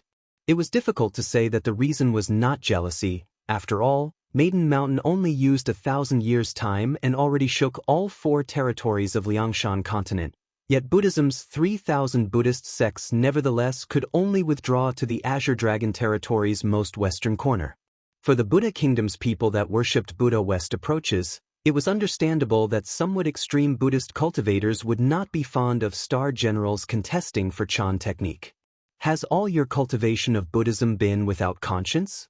Buddhists all say that all living things are Buddhas, that it is whoever that listens that has distinction. I feel you basically are inherently guilty in conscience. Know that you yourselves will never surpass her. Su Xing said. The faces of the Vajra Law Temple's monks were ashen. How could the great path of Buddhism tolerate the gesticulations of cultivators like you? Su Xing laughed. Did your servant's words hit a sore spot? Senior brother, he seems to be the man that spat at Buddha? A monk shouted. What? So it was a hoodlum like you that incited such a quarrel. The other monks were angry, and they pounced over. You overestimate yourselves. Su Xing waved his hand in passing. Auspicious purple clouds soared into the heavens. Purple Cloud True Star was far sharper than those blades, breaking apart all of the monks' weapons. The protective Vajra Buddhist lights around their bodies blocked it with difficulty. You must not break the vow of no killing. Chan Xian spoke in obstruction. If someone kills you, and you still espouse virtue, this is not Chan logic, that is bringing trouble upon yourself. Su Xing snorted disdainfully. His words made Shi Yuan and the rest chortle. It was a pity the others could not hear them. Chan Xian's deep tranquility showed slight astonishment. Qingxi's eyes had a strange glint. She watched Su Xing's expression with even more wariness and vigilance. Then not only do you bring trouble upon yourself, you also make yourself feel good about bringing about your own doom. Su Xing supplemented. The 5 monks had been battered, bruised, and bloodied by the purple cloud. However, they were worthy of being Buddhist cultivators. Even so, that tall monk still pointed in disbelief at Su Xing. You unexpectedly dare to disgrace Buddha. Su Xing laughed aloud. You're all still wet behind the ears at best, to unexpectedly dare compare me to Buddha. I feel you are the ones disgracing Buddha. Heh, Su Xing will make Buddha blow his top. Shi Yuan thought this was very funny. The monks still were angry enough to nearly spit blood. Qingxi and Chan Xen were completely silent. What a glib-tongued man. A rolling thunderclap sounded in the sky. A yellow-robed monk rolled over, riding upon a yellow cloud. He shouted, and the airflow shook every which way. A massive Buddha's palm imprint bore down upon Su Xing. Su Xing immediately used the heaven-suppressing stillness hand. The Buddhist palm and the purple chi hand struck each other in the air, giving rise to an ear-piercing noise. Purple clouds rolled, and the Buddha's palm shattered the heaven-suppressing stillness hand. Su Xing's chest sunk in. Blood rolled about, and immediately he was forced back half a step. This monk's power was very strong. Amitabha, sadhu, sadhu. The yellow-robed monk descended the cloud, putting his hands together in prayer, using this to intimidate them. Great Master Jin Cheng. 2. The Vajra temple monks were immediately delighted seeing him, and they promptly saluted. He was supercluster middle stage cultivation. Su Xing chuckled. That Buddha's palm just now was indeed powerful. The purple cloud true star unexpectedly was completely helpless. Poor monk heard there was a star general that wished to profane the dharma of holy monk Four Noble Truths, so poor monk immediately rushed over. Great Master Jin Cheng's face wore a slight smile as he stared at Su Xing. Never expected to hear this benefactor is also irreverent of Buddha. Not everything is a Buddha. It's all the same when you are selfish. Su Xing shook his head. Lord Su, are you injured? Qingxi was taken aback. A little cut.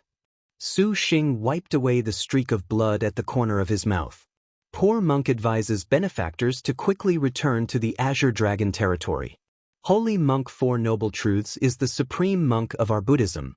When Emperor Liang originally could not successfully obtain audience with him, could it be that benefactors feel they are more powerful than Emperor Liang? Return? With such an interesting mouth here, your servant still has not seen enough. Su Xing smiled. Qingxi covered her mouth. This man's mouth honestly was unforgiving. Great Master Jin Cheng's benevolent appearance was not immune from Su Xing's repeated mockery. As they say, Buddha still has fire. Great Master, this man basically does not put Buddha in his eyes. Again and again he disgraces our Buddhism, honestly we cannot pardon him. The tall monk endured the injuries of his whole body, enraged. But of course I wouldn't put Buddha in my eyes. Su Xing nodded. Before that monk could be proud of himself, Su Xing's next sentence made him fly into a rage. Buddha is to be used for veneration in the mind. I feel you merely use Buddha's name as a signboard to usurp his reputation. You. At this moment, Qingxi could not resist giggling. The girl was suffering unbearably to not laugh aloud. Speaking further is not good. Today, allow poor monk to ferry you. Great Master Jin Cheng was absolutely calm. Su Xing had just thought of saying thanks, when suddenly, the always aloof Chan Xen blocked in front of him. This matter is because of me. These consequences will thus be assumed by me. Benefactor understands now, it is not too late. Great Master Jin Cheng's face was content. He was fully self-confident he could face off against these three people. However, if he could, to convince them to leave on their own was a meritorious achievement. What benefactor Su Xing said was correct. You merely are cheats that usurp Buddha's good name. Honestly, you are the ones that shame Buddhism. Chan Xian's tone suddenly was dramatically changed. Great Master Jin Cheng and the other monks were stunned. Wind suddenly blew. Chan Xian already brandished a fist at them. Great Master Jin Cheng coldly shouted, just allow poor monk's dispassionate Vajra palm to experience the ability of the legendary Star General. That booming sound was ear-piercing. Time just passed in a flash. Great Master Jin Cheng's Vajra palm caught Chan Xian's fist. This supercluster middle stage Great Master had yet to shout a few words when suddenly, he only felt the powerful strength of the Vajra palm abruptly ebb. Immediately afterwards came the sound of the bones in his palm shattering. Great Master Jin Cheng violently spat blood. A powerful force directly crushed him, and his body was sent flying heavily away. Great Master Jin Cheng's whole body shuddered. He wanted to climb up. That face brimmed with terror, both his eyes seemingly about to pop out of his head from fear. He looked inconceivably at the tranquilly light as wind and clouds Chan Xen. His lips trembled, speaking not very nimbly at all. You are heavenly, solitary star. The Great Master Jin Cheng finally toppled onto the ground. With only a punch.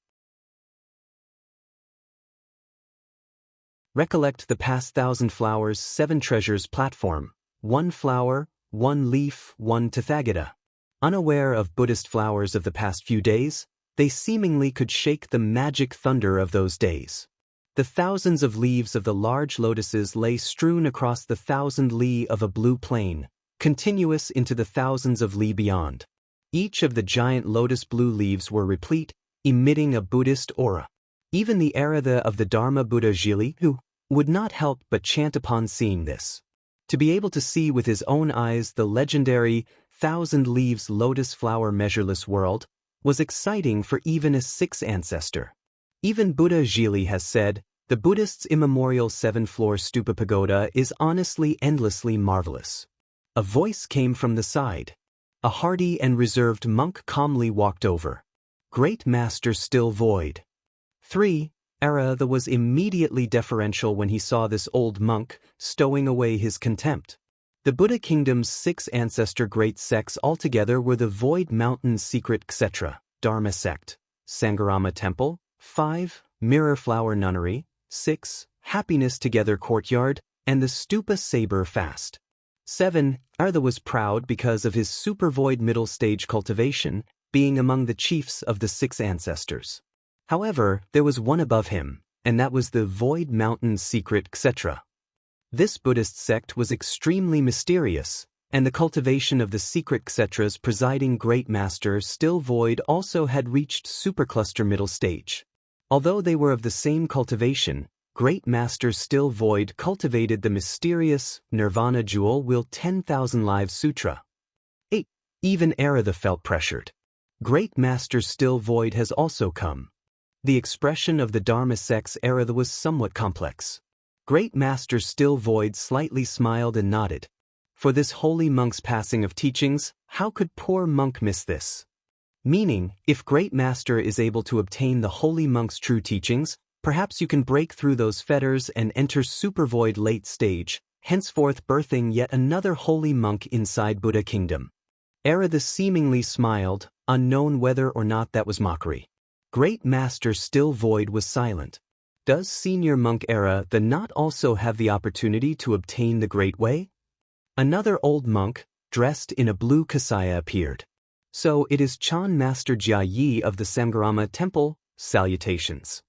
The Buddhists greeted. Salutations. Chan Master Jia Yi nodded. These words are not false. For the holy monk to pass on his teachings, any one of us Buddha Kingdom's 6 ancestors can expand the influence of the Buddha Kingdom upon obtaining this supreme Chan technique. The holy monk also has the 5 dragons colored glass lamp. From then on, it would not be strange for the Buddha Kingdom to possess a transforming star of annihilation's 6th ancestor. Arhatha said, no truer words spoken, so this thing certainly cannot be given to outsiders. Arhatha's words indicated, poor monk has just found out that Great Master Jin Cheng of the Vajra Temple has gone to kill a star general. Poor monk wonders if senior monk Arhatha knows this? The Vajra Temple has always blindly followed your sect. Could it be because of this reason? Chan Master Jia Yi asked. For star generals to come pilfer the holy monk's Chan technique, does Chan Master feel this should be expected? Arhatha laughed aloud. The one who came is but that heavenly solitary star. This legendary star general perhaps honestly will obtain the holy monk's bowl and robe, the so-called unprecedented. How can this sort of matter occur? Great Master Still Void, what do you say? Amit Ba, everything follows karma. For some monks to protect the holy monk's robe and bowl, senior monk can understand. Is this all right? Hearing Great Master Still Void so sly and evasive, Jia Yi smiled and asked back. Any way it is put, there was a heavenly solitary star Lu Jishan in one generation signed a contract with the Void Mountain Secret etc. to participate in the star duels? This matter was the foolishness of the secret etc. Monks ought to take the world as an illusion. The mundane star duels actually are in violation of the orders of Void Mountain Secret etc. The previous masters do not recognize this. Seeing that the leading Great Master Still Void clearly was somewhat fearful and unfavorable towards star generals, Chan Master Jia Yi said no more. Arhatha was somewhat happy, smiling and saying, precisely, Great Master Still Void is bright, everything follows karma. Besides the Mirror Flower Nunnery's Abyss Water Moon and the Stupa Saber Fast Stupa, 9, and Senior Monk Extreme Happiness being absent, we otherwise could have simultaneously congregated at this time. Arhatha thoughtfully said, especially that Stupa, he definitely is very expectant of the Star General. They are also within the 7-floor Stupa Pagoda. Perhaps they have already reached the 6th floor. Then everyone must not delay. One punch. Just one punch. The supercluster stage cultivator no longer could stand.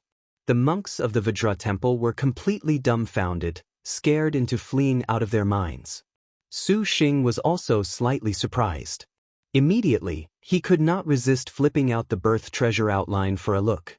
Star position, solitary star name, Lu Jishan nickname, flowery monk true name. Rank, 13th star weapon, devil sealing crescent moon Chan, 3 star, star beast, withering thriving lotus flower beast, 11, realm, matchless 7-stage innate skill, meditative mind / monster strength 5 elements, earth yellow rank special move, Arhat boxing / crescent moon spade, 12, dark rank special move, heavenly king's devil sealing Chan technique, 13, current status, null detailed materials. Not outside of expectations, she truly was the 13th ranked heavenly solitary star flowery monk Hua Jishan, her matchless 9th stage, 14, not comparable to Wu Xiao's or Lin Yingmei's, but both innate skills were particularly eye-catching. Does she not have a true name? Su Xing curiously exclaimed. It was reasonable to say that if a star general self-disclosed their true name, only then would the true name appear in the birth treasure outline, but Lu Jishan self-addressed as Chan Xen. However, the birth treasure outline did not reveal anything like this. That Chan Xen was not at all a true name. Great Master Jinqing very quickly disappeared from the 7th-floor stupa pagoda. Clearly, he had already left this pagoda, and Su Xing did not have interest in minding about the rest. Without asking, he sized up this solitary star flowery monk. A pity that Yingmei and Xiao were not here. Poor nun has implicated benefactor. Solitary star Chan Xen put her palms together. No matter. If you can understand, then I'll be very gratified. Su Xing smiled. Never expected the monks of this place to tear up their face, to be so afraid of little sister Chan Xen. Qingxi's brows tightly furrowed, appearing like she had fought for Chan Xen on the behalf of justice. Chan Xen completely lacked any ripples. This is something Chan Xen ought to face. The solitary star's attitude actually appeared very good, not placing any of what happened in her eyes. Qingxi shook her head, nevertheless not recognizing this. Little sister Chan Xen does not know, but the Vajra temple is one part of the Buddha kingdom's Dharma sect. Their actions possibly are at the direction of the Arhatha of the Dharma sect. These ancestors fear little sister's identity will seize the holy monk's robe and bowl, fearing you will make things much more difficult. Perhaps the Buddha kingdom's other 6 ancestors do not necessarily recognize this. This 7th-floor stupa pagoda appears more and more dangerous. Does little sister Chan Xen still wish to go? Chan Xing's calm eyes already were her reply. Qingxi has overthought. Lord Su, since you two know each other, shall the 3 of us travel together? How about it? Qingxi's eyes emitted a faint light. The gentle expression she showed Su Xing made Su Xing blank for a few seconds. Vixen. Sure, Yuan inwardly tooted. Since we have connection to meet once again, let's go together. Su Xing did not decline. The heavenly solitary star flowery monk.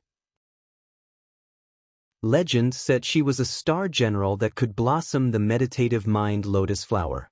Before he met her, Su Xing still had considerable interest, but seeing Chan Xian's resolute eyes, he knew a contract was perhaps an unattainable thing. She truly was completely focused on pursuing the meditative mind. However, Su Xing did not wish to give up. His thinking was no different from the beauties inside the star nest. If he honestly could not obtain the 5 dragons-colored glass lamp, at the very least, the heavenly solitary star was an opportunity. The 3 of them swiftly flew. Practically from the start of the Stupa Pagoda's 4th level, the Stupa Pagoda's myriad void worlds already merged together with one another. Su Xing now was considerably longing for Wu Xiao. He wondered there the harmed star pilgrim had gone to at this moment. Right, Chan Xen, do you know what Buddhist mystery this 5th-floor Stupa Pagoda has? Su Xing asked her. Chan Xian pointed her finger at something far away. Raising his head to look, on the horizon was seemingly a gigantic lotus flower hidden in the mist, even faintly discernible. This is, Su Xing choked. A world in a flower. Qingzi softly said. The sparks of clashing metal flew about. Figures disengaged. There was a monk with an exposed chest and a shaven head. The muscles of his whole body bulged, and seeing his glaring vajra, a fierce and vicious stance, his whole body was baleful. Upon first glance, he seemed like a butcher, but if it was said his identity was Buddhism's sixth ancestor Stupa Saber Fast Stupa, perhaps no one would believe it.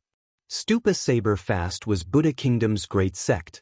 The Dharma cultivated within its doors was particularly different, and its meditation, contemplation, comprehension, unempty and formless, their Buddhist secrets completely defeated their purpose. What the Stupa Saber Fast cultivated, astonishingly, was slaughter saber technique. No mistake, saber technique. Buddha says, lay down the butcher's knife, become Buddha on the spot. But this Stupa Saber Fast contrarily ran in the opposite direction. Although Buddha had said butcher's knife, that really did not mean a butcher's knife. Rather, it was every delusion and attachment, but the Stupa Saber Fast cultivated delusions and attachment, breaking through from the extreme. Buddhism was myriad different sects, each claiming attainment of nirvana. The cause always was not important, what was important was the consequence. The Stupa Saber Fast actually was determined to not fall short. The Stupa Saber rose above the others in Buddha Kingdom, becoming specialized in killing, attachment, delusion and developing a set of Stupa Saber techniques. Among Liangshan continent sword cultivators, the Stupa Saber Fast was considered the Buddhism most willing to meditate on Chan. And this Stupa was their genius, the sole supercluster late stage of the Buddha Kingdom's six ancestors, yet he could obtain his sixth ancestor position relying on his powerful saber technique. Never expected the renowned Wu Song would unexpectedly desire that holy monk's Chan technique. Stupa's face had a scar. When he smiled, he very naturally brimmed with stubbornness. Battling with Stupa was not just anyone, but Wu Sio. The cool and elegant pilgrim's attitude was biting cold, not uttering a word. Very good, very good. Poor monk just happened to want to use Stupa's saber to ask for a lesson. Stupa's hands clenched 100-kilogram ape. 16. Although he did not initiate, the presence the ape emitted penetrated into bone. In Stupa's surroundings, the fresh grass was torn to shreds by his ferocious aggression. Wind tore at Wu Sio's eyes, but when it neared her, the wind immediately was incomparably gentle. Your servant also wishes to experience the Stupa saber technique of Buddhism, to see whether or not it can cut out your servant's anger. The pilgrim's tone was faint. She allowed the sword's wind to blow, swaying her clothes, while she remained indifferent. Watch this saber. Stupa's hands gripped his sword, and he leapt to slash. The ape slashed about, the sword chi being rolled into a severe hurricane that was thrown towards Wu Sio, covering the heavens and earth. Wu Sio's eyelashes drooped, faintly glancing at it. Wu Sio's finger instantly disappeared underneath the ape. Fortunately, Stupa had meditated on close-quarters sword techniques. His reactions were extremely swift, and the ape changed its attack direction to his side. Clang! A crisp sound. Noble Frost demonic lotus bit onto the ape. Lay down the butcher's knife, become Buddha on the spot. Stupa shouted. An intimidating might astonishingly met her. There was an enormous noise that shook the sky and earth, and the faraway thousand-petal lotus flower shuddered too. Killed her? Stupa sensed that there was already no more resistance under the ape. But immediately, his complexion suddenly changed. Not good. Sword light bit into his flesh, splattering blood. Stupa promptly used an escape technique to create distance. Wu Sio appeared from behind him, unscathed, the noble frost demonic lotus in her hand having just tasted the Buddha's blood. The harmed star looked at the trails of blood on her double-ended sword and faintly said, "Lay down the butcher's knife, become Buddha on the spot, these words ought to be given to great master." Lay down the butcher's knife, become Buddha on the spot, these words ought to be given to great master. Wu Sio lightly walked on top of the wind, the noble frost demonic lotus following its mistress' intent and releasing a bone-chilling icy jeer. A sort of indistinctly faint killing intent circulated about the harm star's body. Stupa actually drew in a breath, his 4 limbs ice-cold, as if he had fallen into an icehouse. So incredible! This was the legendary fiend star, the harm star Wusong. Stupa simply incredulous that he used the Stupa Saber technique and was unexpectedly unable to even touch her side. Furthermore, the opponent appeared to have been holding back, not even brandishing her full power. A kind of powerless feeling of defeat made Stupa very sullen. Unreconciled. Deeply unreconciled. As a cultivator specially cultivating sword techniques, he had always boasted as being the highest. The Stupa Saber fast had used the Stupa Saber technique to raise their reputation in the world, but unavoidably, they still were unavoidably compared to star generals, and the results need not be said, only endless mockery and disdain, as well as Stupa venting until he was nearly dead. Although they were recognized as a great sect of sword cultivators that were looked up at, Stupa dreamed of defeating a martial general, a genuine star maiden martial general. It was precisely because his heart had this not in existence that Stupa began to be incapable of breaking through the supercluster late-stage bottleneck to enter the great realm of the cultivators, Supervoid realm. On this trip to the 7th-floor Stupa Pagoda, he had originally wished to borrow the Holy Monk's Chan technique to undo the knot in his heart. He did not anticipate that a freak accident would land with an encounter with Wu Song on the 5th floor. The pilgrim emitted from head to toe a sort of cool and elegant radiance that, with practically no consideration, could make all things in Liangshan continent understand her identity. Stupa also changed his aspiration. Compared to hearing that Chan technique, the Stupa Saber fast was even more accustomed to comprehending the essence of the Stupa Saber and Buddhism's secret mysteries amidst endless sword fights. Ah! Stupa angrily shouted, turning incomparably frenzied. His épée was lifted like a piece of paper in his hand. The air in a range of several li was shattered. Do you wish to become Buddha? Allow your servant to help you. The gale blew, lifting Wu Xiao's long hair. The woman's voice was unhurried, her wanderings seemingly empty. Stupa Saber technique, cut down obsessiveness. Stupa Saber technique, cut down delusions. 2. Stupa Saber technique, cut down evilness. 3. Stupa Saber technique, cut down confusion. Stupa went wild. His Stupa Saber techniques every slash attack used in succession, each type of saber technique leaving people at a loss of what to do. It was precisely because of this unprecedented cut-down obsessiveness saber technique that even supercluster cultivators could be defeated by his hand. Wu Xiao was unusually indifferent enough to cause heartbreak. The pilgrim released, and the noble frost demonic lotus blossomed. A great expanse of black sword chi suddenly appeared, becoming black demonic lotuses that appeared from out of thin air around her body, simultaneously revolving, shooting in directions, carrying a terrifying energy. The air let out an intense whistle, and a black demonic lotus wind suddenly appeared in Stupa's surroundings. Under this wind's strong power, attempting to trap the wild animal. The Stupa Saber technique was completely broken to pieces, like a hot knife through butter. But this was no more than Wu Xiao's appetizer. Without need for any chit-chat, her eyes shot a cold light. In this instant, Wu Xiao's graceful figure thus apparently disappeared. But her sword tip closed in, easily cutting apart Stupa's frenzy. This girl's toe stepped, directly kicking open Stupa's chin, and the monk was flung far away. Unresigned. Stupa flipped his body up, massaging his fractured mandible, smiling with complete fear. Wu Song, watch poor monk Stupa's saber technique, evil sea is boundless. 5. Stupa's eyes were red, and his flesh split apart as he spat blood.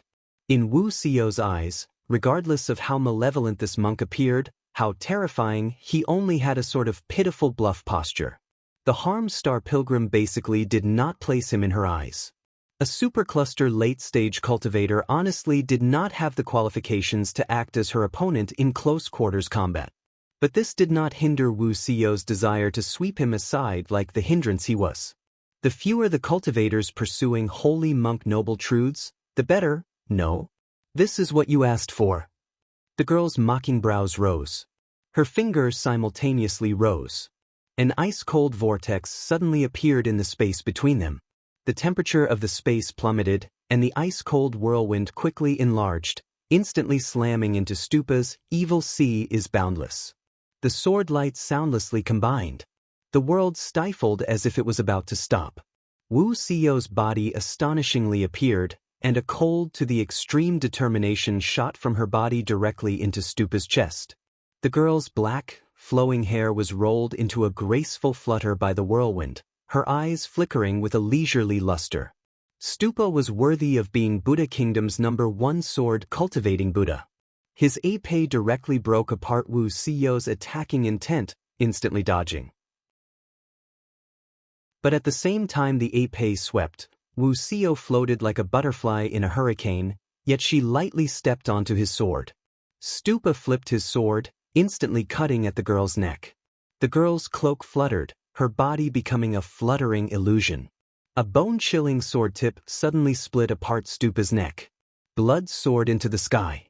It was unknown when Wu Xiao's black sword had already clamped onto Stupa's neck, yet it slashed down. Just as she was about to behead Stupa, Stupa did not seem to mind that much. His empty hand directly grabbed the 3-star destined weapon. Fortunately, Buddhism had always emphasized cultivating the physical body. Although the palm of his hand was about to rip apart, he barely stopped the noble frost demonic lotus from cutting further down. Seizing that brief instant, Stupa promptly brandished his épée. Even if he could not cut Wu Xiao in two, it was also fine to repel her. A sneer. Wu Xiao flipped, one leg directly stamping on Stupa's face, shattering several of his teeth, dodging the épée's sweep. At the same time she descended, she again swept out sword chi. Stupa suffered it directly, nearly dying. Wu Xiao lightly descended, her sword tip sweeping aside that filthy blood. How was this possible? Stupa was incapable of believing the gap between them was so large.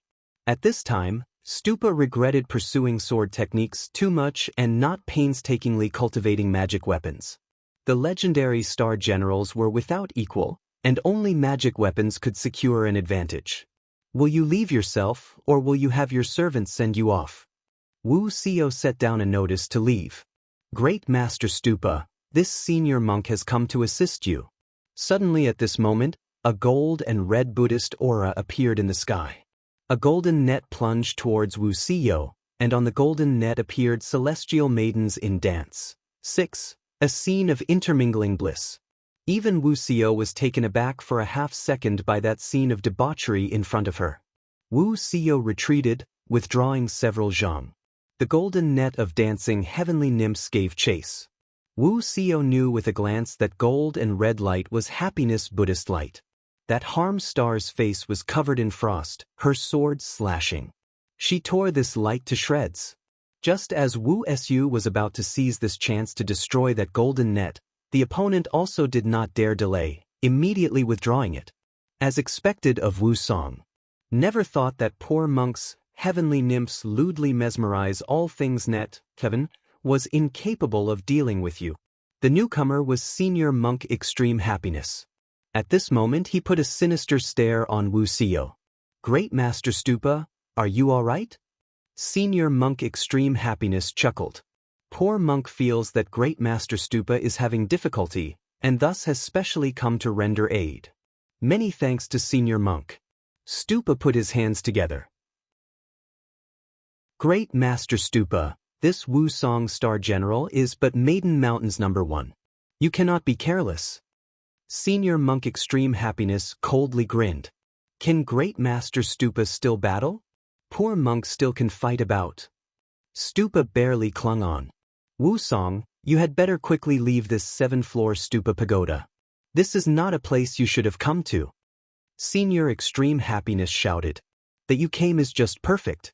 Your servant shall help settle some inconveniences for Lord Husband. Wu Xiao was very calm. What, Lord Husband? The legendary cool and elegant harm star, the overlord of the previous generation, Wu Song surprisingly has a Lord Husband? If this got out, it truly would be a joke. Senior Monk Extreme Happiness laughed aloud. Poor monks, heavenly nymphs lewdly mesmerize all things net, had yet to use full power just now. In a moment, Wu Song shall know its power. If you still persist in the wrong ways, poor monk will take your primordial een. 8. On the basis of your words, today, even Buddha will not be able to save you. Wu Sio's tone was full of concentrated killing intent. The one to emerge the victor shall be the result. The tiny star general dares to be savage. Senior Monk Extreme Happiness shouted, his hands forming a seal. The heavenly nymph lewdly mesmerizes all things net, and a prayer bead simultaneously flew out.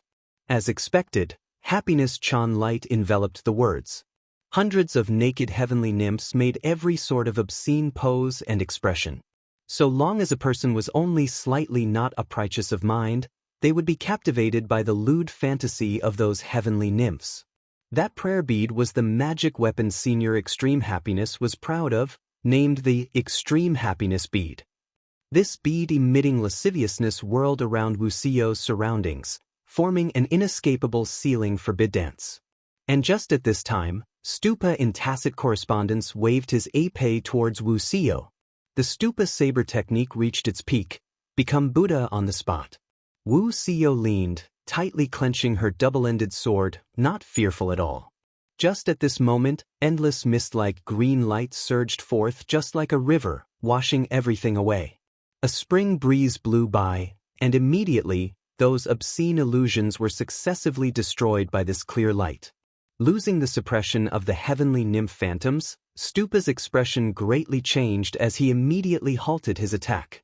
Senior Monk Extreme Happiness was greatly startled, for his own life-cast magic weapon was unexpectedly broken. To think of bullying my wife, you monks must want to die without any corpse left, right? A man's chilly voice dropped from the heavens. Hearing this voice, Wu Sio immediately put down her guard, an odd warmth flashing across her heart. The newcomer was precisely Su Xing. Wife, have these two monks been bullying you? Su Xing seriously asked. Lord husband need not worry. Wu Sio cast him a sidelong glance. What? You are the harm star's Lord husband. Senior Monk Extreme Happiness and Stupa were shocked. If you're done being surprised, go see Buddha. Su Xing's figure suddenly flashed by, his speed unexpectedly even quicker. Stupa completely had no strength to resist and was stuck in the stomach by a punch, his internal organs turned back to front. Senior Monk Extreme Happiness once again used the magic weapon, Heavenly Nymph lewdly mesmerizes all things net. This magic weapon was indeed powerful. The Happiness Chan light filling the skies was unstoppable, but Su Xing only easily waved the miraculous Bodhi tree. That limitless clear light was like a drizzle. His magic weapon's obscene debauchery was immediately left with no place to hide. The miraculous Bodhi tree. Senior Monk Extreme Happiness screamed. Su Xing sneered. A world in a flower. The miraculous Bodhi tree. Impossible, why would you have such a thing? Senior Monk Extreme Happiness shouted in shock. His eyes had both hatred and the glint of zealous envy. Su Xing actually did not feel he was surprised. The Bodhi originally was Buddhism's holy tree. Prehistoric spirit treasures forged from materials like this naturally were what Buddhists loved the most. However, how would Su Xing have the inclination to chat with them? Immediately, he called forth Heaven Tearing and Langya. The 24 flying swords intersected, making Senior Monk Extreme Happiness tremble with fear upon seeing it. Although Buddhist cultivators often trained their physical bodies and were bright with Dharma, the reason they could only hole up in the far western corner of the Azure Dragon territory naturally had a logic. Buddhist cultivators cultivated Saraira as their life-cast items, not flying swords. In terms of abilities, this was a massive detriment. Originally, Ancestor Extreme Clarity had used Galaxy Late Stage and could contend against Wu Sio, Lin Yingmei and other great star generals other than using the miraculous Bodhi tree because he still had flying sword abilities as an asset. Compared to the Azure Dragon territory's cultivators, Though stupa of the Buddhist cultivators was known as a Buddha that cultivated the sword, if he truly was pit against a star general, he was practically overwhelmingly weak. When Senior Monk Extreme Happiness saw that Su Xing raised the powerful flying swords and even had the miraculous Bodhi tree in hand, he immediately had the urge to flee. Then, this urge immediately became action. Senior Monk Extreme Happiness threw out the heavenly nymphs lewdly mesmerize all things net. He no longer wanted this life-cast magic weapon, and he only hoped it could obstruct the two. He appeared very clear that to face Wu Xiyo and her lord husband, fleeing was a very difficult matter. His abandonment was wise. The heavenly nymph lewdly mesmerizes net and the two colors of gold and red flashed. Immediately afterwards, they became threads, interweaving along all sides into a giant net that dropped down. Hundreds of perhaps naked, perhaps thinly clad beautiful girls like fairies emerged, each stroking their hair coquettishly, making charming dances. Their jade thighs spread open, their jade but stuck high up, and they all were in wonderfully varied and myriad seductive poses. Those girls outwardly appeared to refuse, yet they clearly had desire. Their eyes had a roaming gleam, and their mouths also emitted a faint, rippling voice. Entering the sea of consciousness, anyone else would be dry of mouth and tongue, their eyes scarlet, the young fire of their dantian inflamed with passion. This was the first time Su Xing had seen such a bizarre magic weapon. For a moment, he was shocked, and the girls inside his sea of consciousness blushed even more. Su Xing immediately seized the miraculous Bodhi tree and swiped several times. The heavenly nymph lewdly mesmerizes net's charm light successively was washed away and became ordinary red and golden threads. When Su Xing saw, he once again used the weapon disarming scroll, taking these threads in. However, at this time, Senior Monk Extreme Happiness had already escaped far away, with pursuit impossible.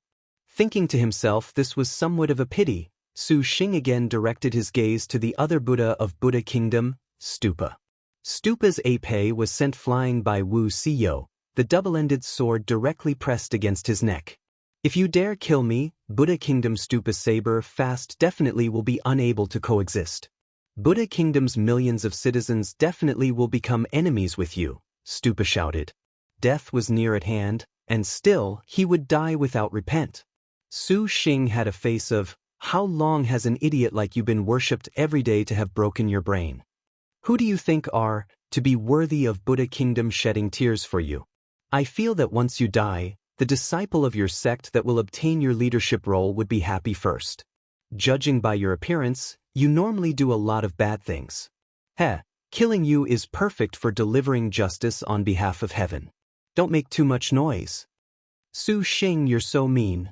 Sure, Yuan laughed hard enough for tears to nearly roll out. Stupa's complexion changed. Clearly, what Su Xing said honestly was possible. Lord Su, what is the meaning of this? Qingxi and Chan Xen urging on an astral tool soon arrived, stunned on sight by the scene before them. Lord Su, Wu Xiyo's brows wrinkled, and her eyes slightly narrowed, coldly glaring at Su Xing. Wife, you misunderstand. This is little sister Qingxi. Su Xing explained. Wu Xiyo harumphed, looking at Qingxi with complete distaste. When Qingxi saw Wu Xiyo, her eyes let out a shocked glint, this oddity very quickly disappearing and recovering her cool. Just what is happening? Chan Xen asked.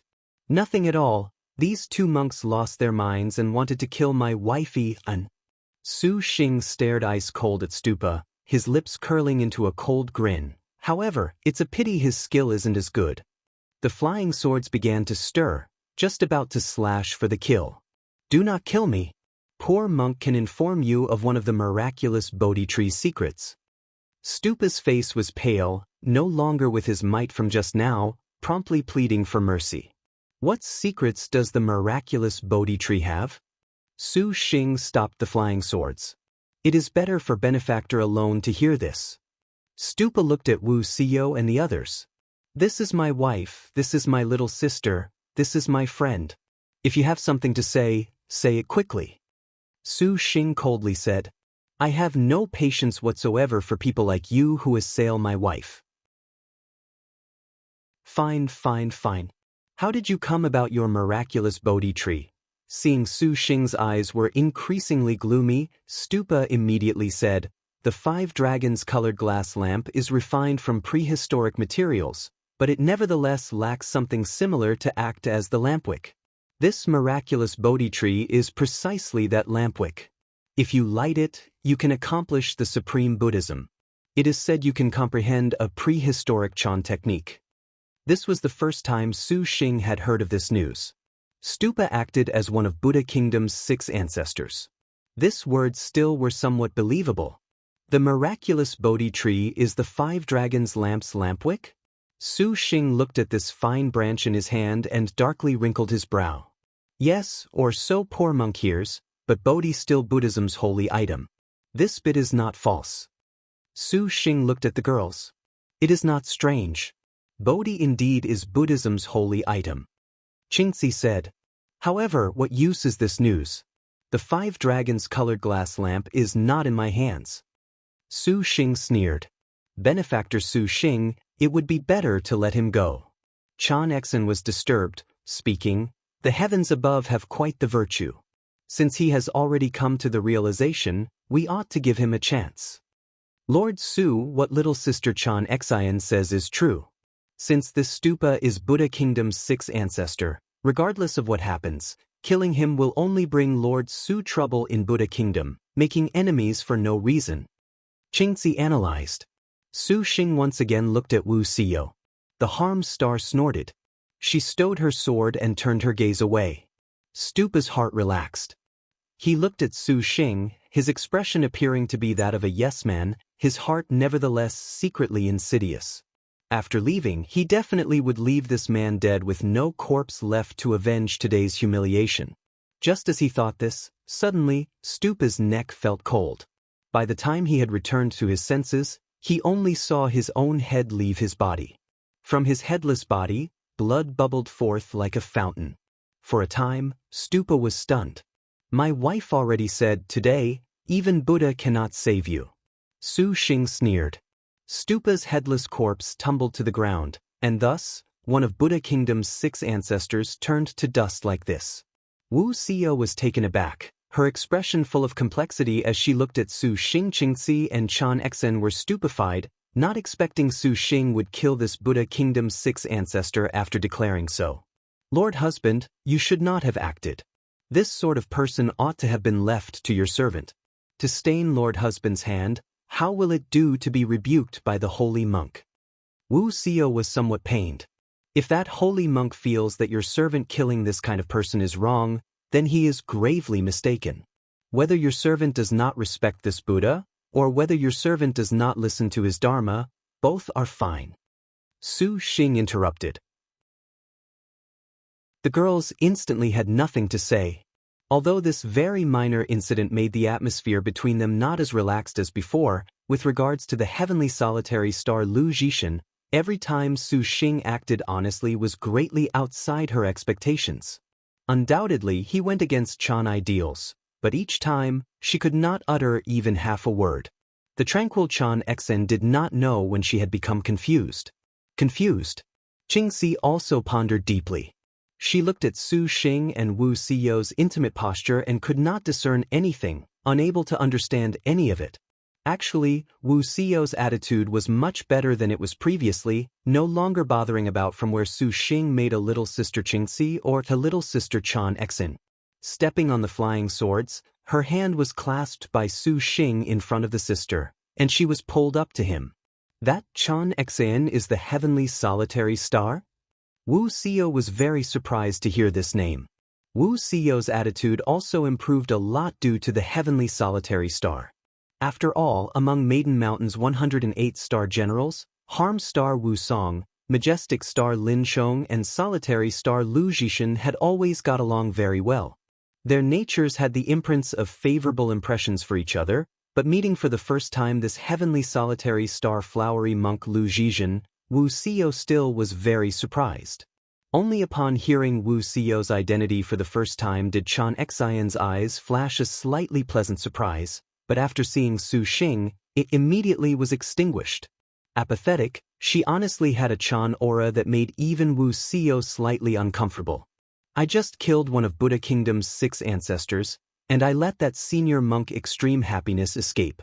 If what Stupa said about the miraculous Bodhi tree is true, then I fear there will be big trouble.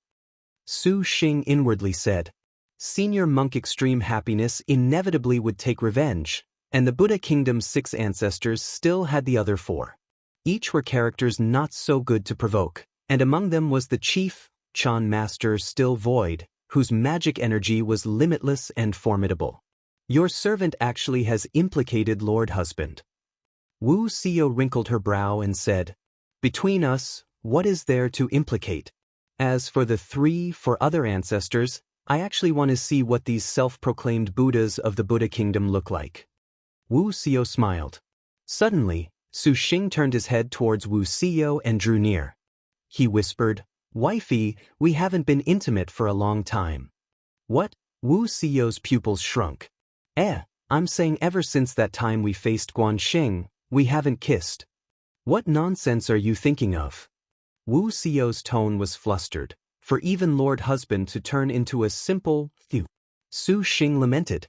For such a cool and elegant beauty like Wu Xiao to be beside him calling out Lord Husband, no man could possibly remain aloof. Although Wu Xiao called Su Xing Lord Husband, she truly had not thought of such a thing before. That time she kissed him also was passion, unrestrainable emotion, the effect of the environment. For her to kiss him during normal times, Wu Xiao felt this practically was more terrifying than battle. It seems I still haven't done enough as your Lord Husband. Su Xing was helpless. Wu Xiao recalled Su Xing had protected her just now, and her heart softened. Tenderly, she said, What Lord Husband said is extremely true. Between Lord Husband, this is inevitable and right, however, now is the pivotal point for Lord Husband's meditative mind lotus seed. We absolutely cannot be distracted, to save little and lose much. How can I save little and lose much with my own wifey? Xiao, these words of yours aren't right. Su Xing retorted. Wu Xiao knew she could never get the last word in, thus she ignored him. In short, wait until after this. Your servant shall do as Lord Husband pleases. Those last words were squeezed out from between the gaps of her teeth with exceptional blushing and difficulty. Can I really do anything I want? Su Xing winked, letting his imagination run wild. Wu Xiao glared at him. How could she not know what filthy things this man was thinking of, and her ear burned. Su Xing laughed aloud, teasing her no longer. Liked it? Is this really the elder sister Wu Xiao who wanted to kill Su Xing on first sight? Shi Yuan asked in shock from inside the star nest. The thief star received a knowing laugh. No way, this young lady is falling farther and farther behind. Next time, this young lady definitely will eat Su Xing. Elder sister Suan, quickly help this young lady refine some pills. On a faraway hill, 2 people appeared. One was a woman dressed as a Buddhist nun, but her clothes were unable to conceal her body's curves. Beside her was also a man, however, he concealed his face, covered his hair, but from his attire, he clearly was an Azure Dragon territory cultivator. Their cultivations were unfathomable. The honestly exceptional stupa of the Buddha's 6 ancestors has unexpectedly been killed. This is the legendary Star General Wusong. Formidable as expected. The Bhikshuni softly exclaimed, again gazing at the man beside her. The man's eyes were absolutely calm, appearing not too concerned.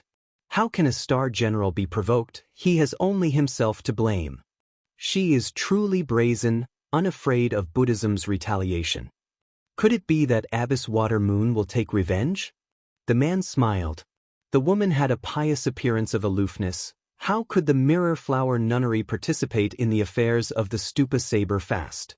True, we had better first go to the next floor. The holy monk's propagation of Dharma appears to be very rowdy. The man faintly smiled. Looking at the spectacularly gigantic 1,000-leaf lotus flower before him, Su Xing was stupefied. How was this a flower? Clearly, it was a gigantic monster that had entrenched itself into the world. A world in a flower. Su Xing mumbled. The 5th floor of the 7-floor stupa pagoda, a world in a flower, was this level's mystery, but now, it appeared far from being that simple. Looking at those lotus flowers emitting Buddhist light, opening and closing, if a monk walked in, that lotus flower would immediately shut tight. At this time, Su Xing saw at least several hundred monks flying over from every direction. It seemed that after the 5th level, the 7-floor stupa pagoda's world's various celestial words already connected together. Monks arrived in succession and chatted around the 1,000-petal lotus flower, endlessly shocked at this gigantic Buddhist flower. Buddha Kingdom has 3,000 Buddhist sects, yet this 1,000-petal lotus flower has millions of worlds. It seems this 6th floor will not be passed through luck. Qingzi sighed. Each of this 1,000-leaf lotus flower's petals should be the stepping stone to the next level, but among the countless paths, there were only 3,000 exits that could lead to the 6th floor. Furthermore, the moment one monk entered, the entrance to that lotus flower would immediately shut. The second person need not think of entering, which also meant that the stupa pagoda's 6th floor only had 3,000 people. And to see through this lotus flower's passageways, a person absolutely could not get by on luck that brought them through the previous floors. They were required to rely comprehension talents that had already superbly pondered profound Dharma cultivation.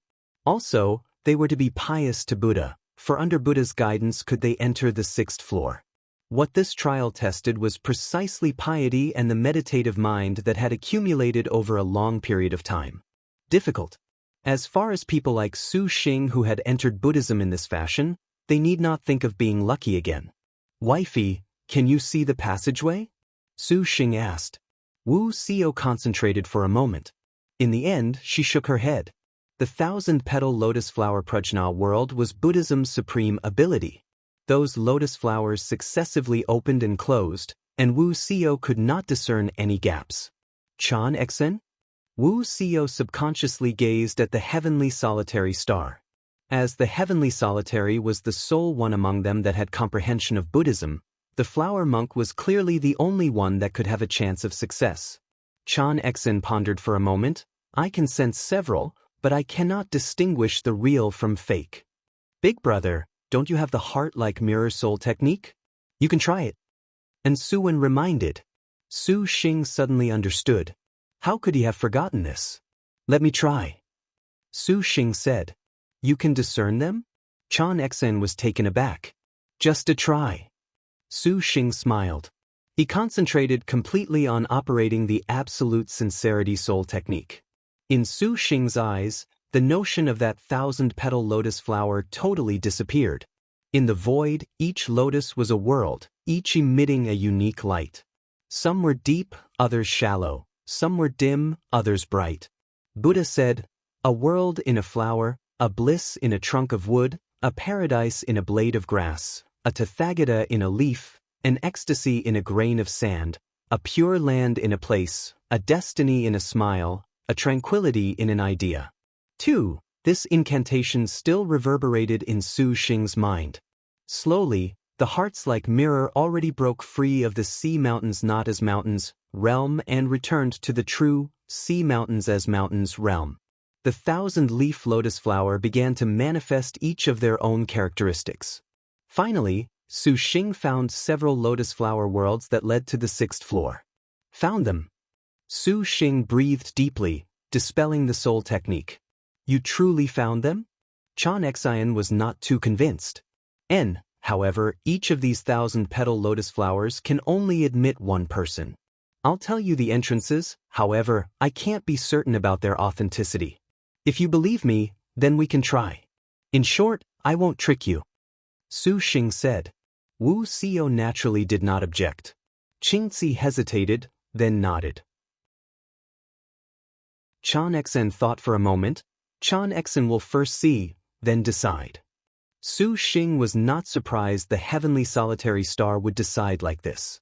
He pointed out several lotus flower entrances for them to see. When the heavenly solitary star saw they were the same as she had thought, she no longer hesitated. Then I shall take the first step. Chan Exen put her hands together. Chan Exen scuttled in. That lotus flower's Buddhist light expanded, sucking her in, and then it closed. Wu Xiao nodded at Su Xing, and she also entered one of the flowers. Lord Su truly has continued to make Qingxi pleasantly surprised. If Qingxi may be so bold as to ask, from which sect does Lord Su hail, whether it is Buddhism or Taoism, Lord Su seems highly competent. Even your flying swords are rare in the world. Qingxi smiled. I'll tell you when you become my wifey. Su Xing laughed. Qingxi perspired. This man had already recognized her as his little sister, yet he unexpectedly still could get a leg up on her. Qingxi entered another flower, and seeing them leave, Su Xing also did not hesitate. The Buddhist light sucked him in, and immediately, the spirit of his whole body seemingly was suddenly enveloped in a Buddhist aura. The noise of a hubbub transmitted up the avenue. The customers and cultivators inside the restaurant all successively rushed out, gazing in the direction of the 7 floors stupa pagoda. Then, they looked at the countless monks successively appearing in a flash. Again, so many people have been eliminated. There can't be too many left inside, right? I hear the 7-floor stupa pagoda honestly is a celestial world on each floor, endlessly profound. What a pity I could not see it with my own eyes. Several people discussed in succession. These trials are so formidable. If I could obtain the holy monk's Chan technique, I could die without regret. A Buddhist said, "You idiot, do not have such grand dreams. Could it be you did not know that even Buddha Kingdom's 6 ancestors have gone? How can these Chan technique be comprehended by us?" Another person chided. Exactly. Just as this was said, suddenly a sort of Buddhist voice of bereavement sounded out. A sea of people became frantic, fearfully crying out. Everyone was affected by this mournful sound. He has died, the great master has died. There was a furious and sorrowful moan reverberating everywhere. What is happening? Lin Yingmei sat on the floor above, furrowing her brow as she gazed at the chaotic crowd. This Buddhist voice truly was very loathsome, merely noise inside her ear. Lin Yingmei activated star magic to block it out. Wu Xinjie used wind from empty cave. A moment later, she showed shock. Elder sister, what has happened? Lin Yingmei curiously asked. It seems that the Buddha Kingdom's 6 ancestor stupa of the stupa saber fast has died inside the 7-floor stupa pagoda. Has a Buddha Kingdom's 6 ancestor died? Lin Yingmei's face was unperturbed. The corpse has already emerged, and his death was wretched. Wu Xinjie covered her mouth, restraining a smile. However, this stupa was not very impressive in Buddha Kingdom. His cultivation was the inharmonious stupa saber dharma. There are complaints everywhere, and it seems many are secretly cheering. That Buddhist voice just now? That was transmitted by the stupa saber fast's elder. It seems he is administering religious rites for stupa. Wu Xinjie's wind from empty cave truly was convenient. In no more than the blink of an eye, she had become clear on the entire sequence of events. At this time, Wu Xinjie's mind was full of the angry roar of, who killed stupa? After all, he was one of Buddha Kingdom's publicly recognized 6 ancestors. Any way it was put, his death was a very big blow to the Buddha Kingdom. The other sects that were on very good terms with the stupa saber fast already began to join in a united front, but many sects took aim at the open 6 ancestor position left by stupa's death. The Buddha's 6 ancestors originated in Buddha Kingdom's famous Platform Sutra of 6th Patriarch, selecting the 6 ancestors from the Buddha Kingdom's 6 strongest cultivators, representing the glory of Buddha Kingdom. Now that one had died, naturally, that would make many Buddhist sects poke around. After all, sects that could become a 6th ancestor could ascend to the heavens in a single bound within Buddha Kingdom. Would a 7-floor stupa pagoda trial kill someone? Will something befall young master? Lin Yingmei's tone was slightly worried, not at all out of doubt in Su Xing's ability but purely because she was concerned about the one she loved. Perhaps the originator of this is young Lord himself. Wu Xinjie's eyes rolled, stealing a smile. Ah! Lin Yingmei was stunned. Just now, I heard someone personally witness that the murderer who killed stupa was a cultivator. An Azure Dragon Territory cultivator? Lin Yingmei whispered. Thinking of this, she realized that those from the Azure Dragon territory that could participate in the 7th-floor Stupa Pagoda were not very many. Having gone on this long, many had been eliminated, and for those that had reached this step to also be able to kill a Buddha Kingdom 6 ancestor, Su Xing indeed was the greatest possibility. It seems young lord is more vigorous than we thought. Wu Xinjie was indifferent to Stupa's death. Lin Yingmei gazed at that disorderly crowd. Your servant wonders how young lord is. Since he has already battled with a Buddha Kingdom 6 ancestor, the situation inside must not be too hopeful. With Siyo, they do not need to worry. Wu Xinjie pondered. However, we cannot sit idly in this place. Let us seize this chance to help young lord settle this minor convenience of stupa. Wu Xinjie looked at those monks seemingly about to devour Su Xing, inwardly laughing with disdain. How shall we settle? Since Stupa has died, we had best go instigate the other sects, have them strive bloodily for this. Wu Xinjie said, we will take advantage of the fact that the other Buddha Kingdom's 6 ancestors have not returned. We will spread some rumors, make those sects have internal strife, doubt each other, and by the time the 7th-floor Stupa Pagoda finishes, the Stupa Saber fast will become something impractical and inferior. Is this all that is needed? Lin Yingmei still was slightly not too convinced. Wu Xinjie waved her hand, facetiously smiling. Rumors always have a root cause. As the ancients say, wine does not come from an empty cave without reason. The degree of belief people have for rumors will surpass your imagination, so that is why we have that saying, rumors will only be stopped by the wise. Lin Yingmei nodded. So long as she could settle trouble for young master, be it rumor or violence, the majestic star would not hesitate in the slightest to do so. Passing through A World in a Flower, Su Xing's legs stepped on air. The surrounding scene disappeared, and he landed on a rock suspended in midair. Su Xing looked around. As far as the eye could see, there were 3,000 stones floating about. Each stone clearly corresponded to an entrance from a world in a flower. The air of the 7th-floor Stupa Pagoda's 6th floor had ceased its flow. The sky was a heavy, dark cloud, as if it was about to smother him. Su Xing looked down and immediately drew in a breath. Below was a vast sea of evil. As far he could tell, it was limitless. Surprisingly, there was no border. He basically did not need to guess. Su Xing immediately knew what trial the 6th-floor celestial of the 7th-floor Stupa Pagoda was related to. The Sea of Bitterness. Buddhism's most famous concept of worldly suffering. The Sea of Bitterness is boundless, yet a turn of the head is the other shore. Even a person who completely did not understand Buddhism had heard of this phrase. Lord Su. A gentle voice called.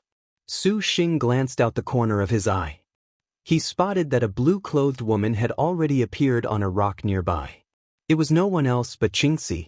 Then, Wu Siyo and Chan Xen successively walked out of rocks in a range of 100 meters, and even further away, the high monks of the Buddha Kingdom's sects appeared in succession. Already, half of the 3,000 paths had appeared.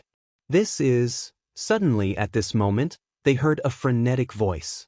He spotted a senior monk attempt to use a tool to fly past the Sea of Bitterness.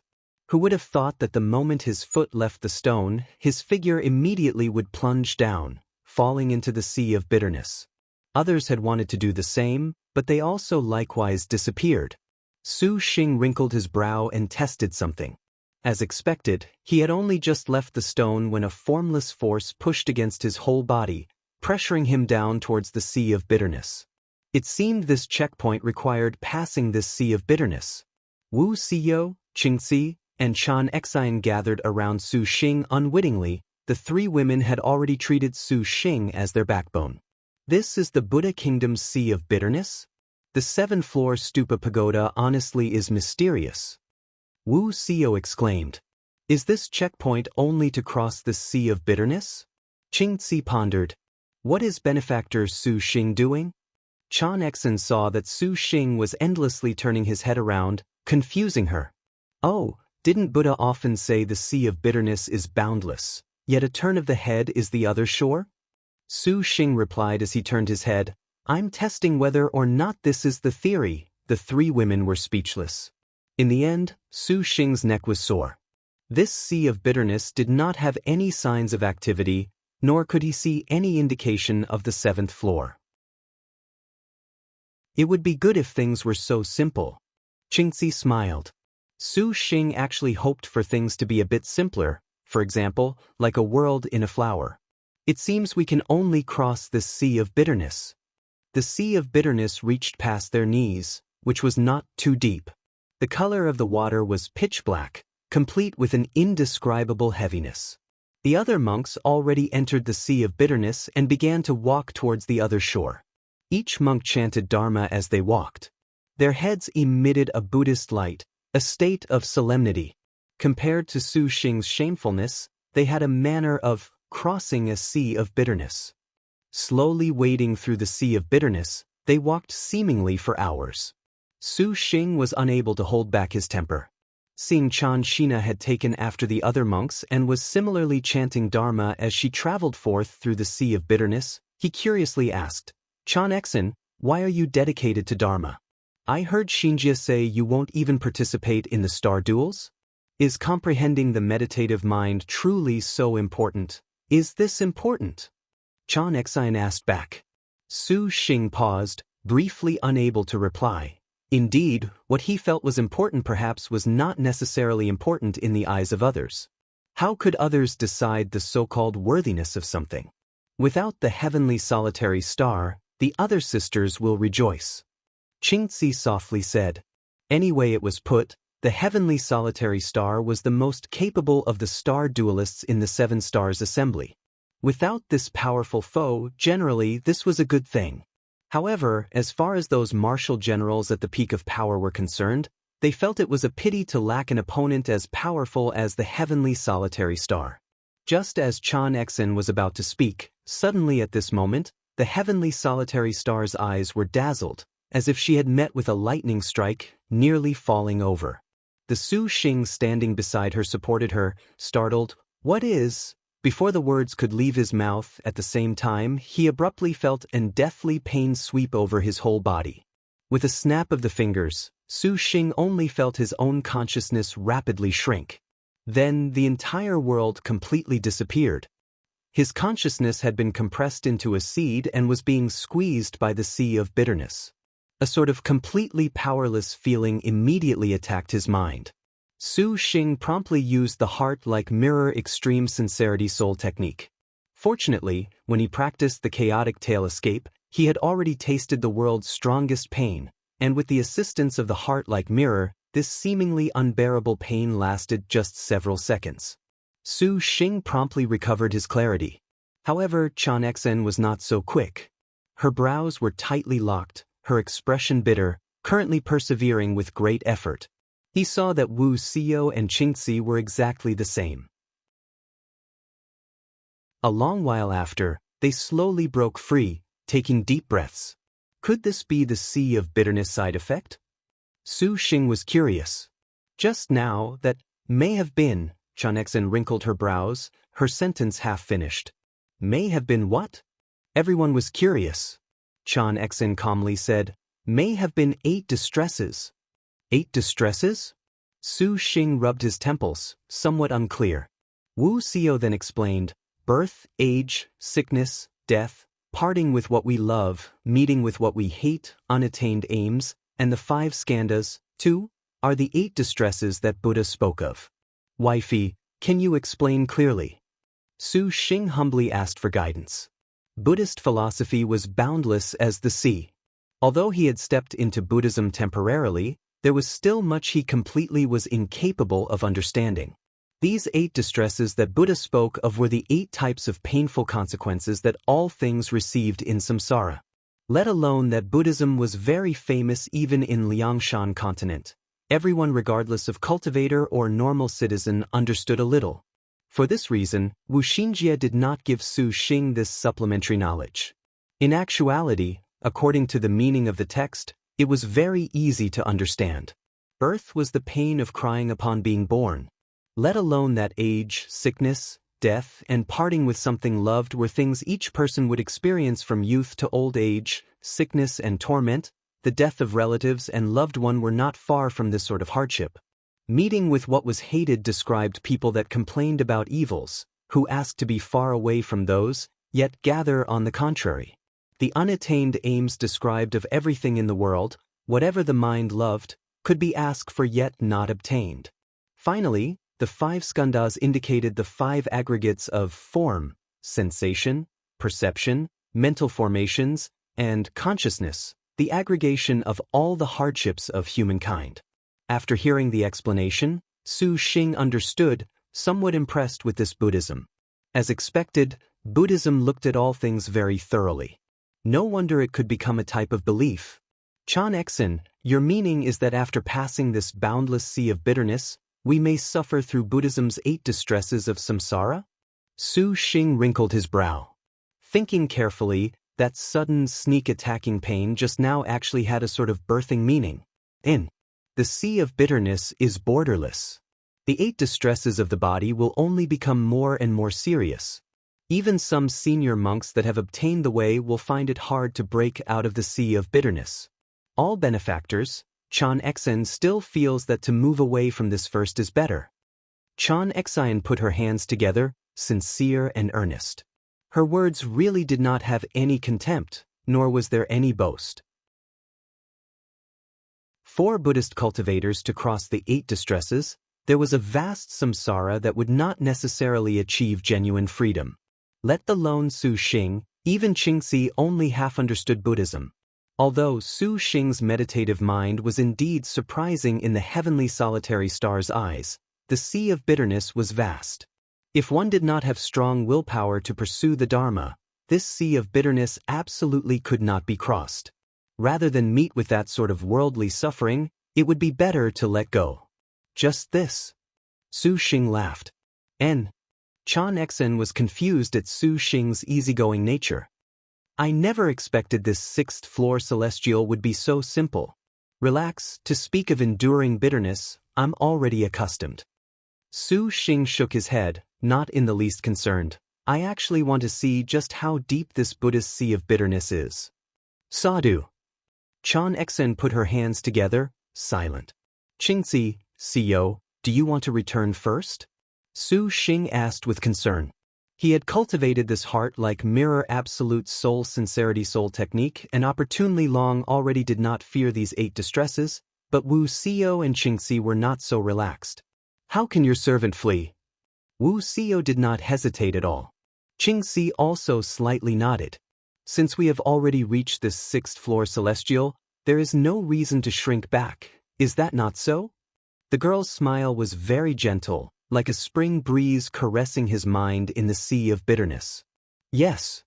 The group then slowly traveled through the sea of bitterness. The entire void world became muddled, gloomy, and oppressive the deeper into the sea of bitterness they went.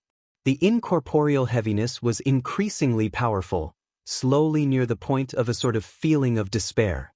Just as Chan Exen had foreseen, after the distress of birth, their complexions withered and their strength drained with age. The sickness of their organs, limbs, and bones as well as death followed along. The expressions of the 3 women also turned extremely painful. Even the heavenly solitary star seemingly struggled in the boundless sea of bitterness, unable to move a single step.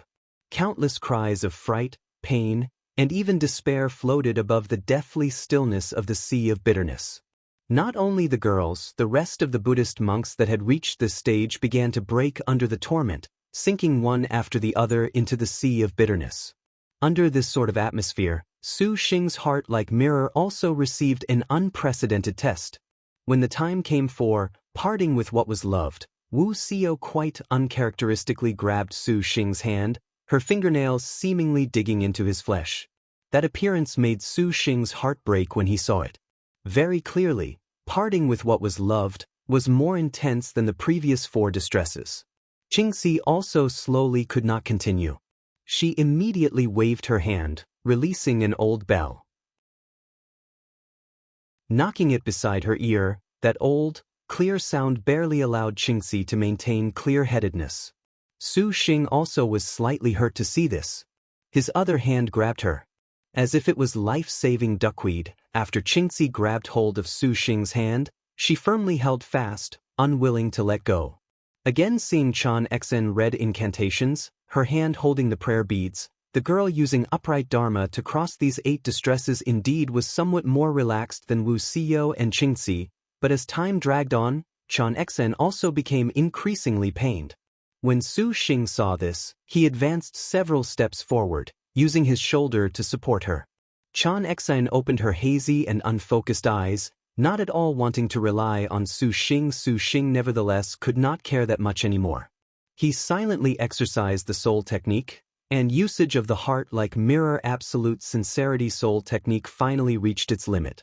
The boundless sea of churning evil finally settled. Su Xing's heart like still waters realm also reached the Wu Xiyo and Qingxi to his left and right.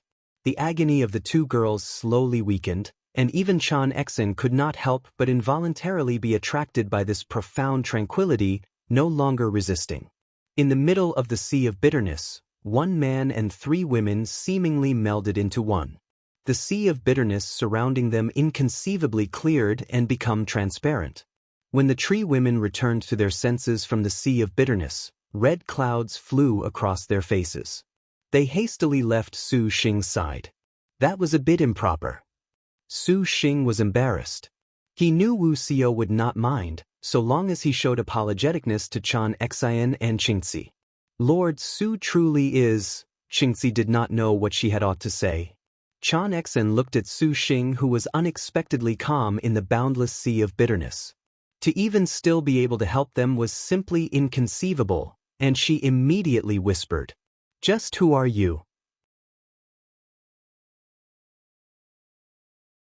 Waves appeared on the surface of the sea of bitterness. A white-haired monk took up his 9-ringed staff, releasing a bright light. The Chan's staff manifested a golden-winged hawk that spread its sky-covering wings and stirred a billowing gale, causing pain in the eyes. In this old monk's surroundings were 2 others, one dressed in a golden kasaya, the other with his chest exposed. The pair's cultivations were entirely exceptional at around supercluster middle stage, more or less. Their chanting grew loud, a Buddhist aura lingering, and several Buddhist tools became mighty and fierce. The Dafan Temple, Wisdom King Sect, Chan School, what is the intent of the 3 Chan Masters? Chan Xian's expression sunk. Having ferried across these 7 distresses of the boundless sea of bitterness with great difficulty, now, having encountered this 8th distress realm, 3 of Buddha Kingdom's supercluster ancestral Chan Masters suddenly hopped out without warning and obstructed their front, using Buddhist incantations and magic weapons, a tumultuous momentum. Benefactors, the Holy Monk's Chan technique is a holy object of our Buddha Kingdom. Star Masters and Star General inherently should not stick their hands in this matter. We ask for benefactors to quickly return. The Chan Master Great Enlightenment of the Dafan Temple put his hands together, his expression courteous and deferential, but below the surface was a rejection without the slightest hesitation. The Masters of the Wisdom King Sect and the Chan School also coldly stared at them. After this, 2 Chan Masters approached from the sea of bitterness. There was no need to say they were all supercluster ancestor cultivation, each the principle of a Buddhist sect. 5 supercluster ancestors inside the 7-floor stupa pagoda's sea of bitterness surrounded Su Xing, Wu Xiyo, Qingxi, and Chan Xian in the blink of an eye. These Chan Masters normally spoke of cultivating Buddha natures, of ferrying all living things, but if things actually involved the Buddha Kingdom's holy objects, those temperaments and Chan comprehensions were fleeting. 5 Chan Masters really is giving face. Su Xing laughed. This battle formation of more or less peak supercluster ancestors in the Buddha Kingdom had more or less assembled for the sake of thwarting his plans. Su Xing did not believe them. If this place did not have the traces of the Buddha Kingdom's 6 ancestors, how could Su Xing have possibly ever believed them? Your servant wonders which 6 ancestor made you surprisingly give up in the sea of bitterness and instead obstruct us? Are the great masters honestly willing to do something like helping someone else make a bridal gown? Chan Master Great Enlightenment and the others looked at each other in dismay. Su Xing had guessed correctly. Before his group had come to the Sea of Bitterness, Aratha suggested that the Chan Masters thwart Heavenly Solitary Star Chan Exin. The Heavenly Solitary Star was known as a legendary star general that was also unique and unmatched in Buddhism. Buddha Kingdom's 6 ancestors had difficulty giving rise to ill feeling, and for this reason, they wanted to have others force Chan Exin out of the 7-floor stupa pagoda. Let alone that the Dafen Temple and the other Chan Masters were all overseers, even the words uttered by a Buddha Kingdom's 6 ancestor had never needed consideration. Besides, even the Chief Great Master Still Void also vaguely approved. The Chan Masters were without a way out. However, Aratha and the other 6 ancestors hinted that they would propagate to them the Holy Monk's Chan technique. It was for this reason they would be perfectly willing to do this. After all, these great masters also understood that the Holy Monk's Chan technique was not something they could go comprehend. Chan Master Great Enlightenment's tone sunk. Benefactor, poor monk is also thinking of you all. Buddha says, all living things follow an unattainable true realm of Dharma, only recognizing the mark of all dharmas, the reason for distinguishing the sickness of attachment. We ask that benefactors do not cling to the Holy Monk's Chan technique nor the 5 dragons colored glass lamp. We also ask you leave this place. That's pompous. Su Xing sneered. Everything of the body is reflected in the mirror, all is empty as flowers and a moon in the water. Confused about arguments, the disciple is angry. Another Chan school Chan master also warned them without much Chan logic. Is this the meditative mind Dharma that you seek, Chan Exin? Su Xing seemingly smiled, directing his gaze at the heavenly solitary star. This Dharma is not my Dharma, Chan Exin was calm. Well spoken. Su Xing struck his palm, praising. The Chan master's expressions were sharp. Facing the heavenly solitary star and others, they did not dare be careless. Persuasive at the same, every sort of ability and artifact already were fully charged. Benefactors are incapable of abandoning thought. How could you possibly seek the holy monk's great way? If you insist on refusing, poor monks will ferry benefactors in this sea of bitterness. Do the great masters insist on driving us away? Qingzi lightly smiled. We are not driving you away at all. Rather, we are thinking of benefactors. This is not an item benefactor can obtain. Excessive insistence will contrarily hurt yourself. Your mouth bursts with lilies, however, so mediocre. Wu Xiao coldly said. The harm star instantly acted, losing all interest in conversing with these great masters. The moment Wu Xiao made her move, Su Xing and Qingzi also no longer hesitated. Chan Master Great Enlightenment and the others long already had defenses. Practically from the start of Wu Xiao's attack, a brewing power smashed through. Heavenly Dance Treasure Wheel. 2. 9-ringed Staff of the Akala Wisdom King. 3. Sound of Thunder Sutra. Chan Master Great Enlightenment chanted. A 6-paths treasure wheel appeared, its multicolored light radiating everywhere. Upon it were interweaving incantations of Brahmanistic scripts and Buddhist characters. The spiritual power of the 6 paths was carved upon it, flickering with light. It also vaguely had Ajuras and Arhats, a yellow-turbaned strong man. That 9-ringed Chan staff also had bright Buddhist light. Showing itself off, the 9 rings jingled, releasing a Buddhist hawk, its pressure seemingly squeezing the great sea of bitterness very violently. Besides this, the other 3 Chan masters' Sound of Thunder Sutra and others also were abnormally powerful. With 5 supercluster Buddhist cultivators mounting a union attack, even a super void stage cultivator would not necessarily be able to handle this. Even if the legendary star generals were any more powerful, this was only the 3rd phase after all. The powers and Buddhist aura of the 5 great Chan masters immediately pressed down without any gaps. A range of 100 li in the sea of bitterness was suddenly enveloped within. The oppressive sea of bitterness world drizzled at that time with various Buddhist light, changing the atmosphere. The other shore of the sea of bitterness was a small island. There was a set of stone gates, and in front of the stone gates sat a yellow-browed boy. Arav, Great Master Still Void, Senior Monk Extreme Happiness, and Chan Master Jia Yi stepped foot onto the shore in succession. The 8 distresses of the body was also abnormally difficult for these Buddha Kingdom's 6 ancestors with peak cultivation. However, in the end, they had endured the trial. As expected of Great Master Still Void, the 8 distresses truly was not the least bit useful against Great Master. Aratha laughed aloud, praising him. Great Master Still Void was aloof, calm as water, only staring at the gate of the shore. Only when everyone who is capable of scaling the shore have arrived will this gate open. The yellow-browed boy indifferently explained. Great Master Still Void bowed his head in understanding, sitting in meditation to the side. A dazzling Buddhist light suddenly flashed above the sea of bitterness. Immediately, several of the ancestors sitting in meditation had their gazes drawn away. Aratha happily said, "This truly is too good. If I do not enter hell, then who will enter hell? Truly, your servant must thank the great masters. This heavenly solitary star will not be able to come." Aratha, you made the other great masters go face the heavenly solitary star? Chan Master Jia Yi's expression sunk. Great Master Jia Yi, why do you say these words? Chan Master Great Enlightenment and the others grasped the realization of, if I do not enter hell, then who will enter hell, and have gone to prevent the holy monk's robe and bowl from falling into Maiden Mountain's hand. This is a meritorious deed. Do you wish to discuss how to act? Aratha was also nonchalant. Senior Monk Extreme Happiness agreed. What Aratha says is true. Chan Master Jia Yi shook his head, shutting his eyes in contemplation.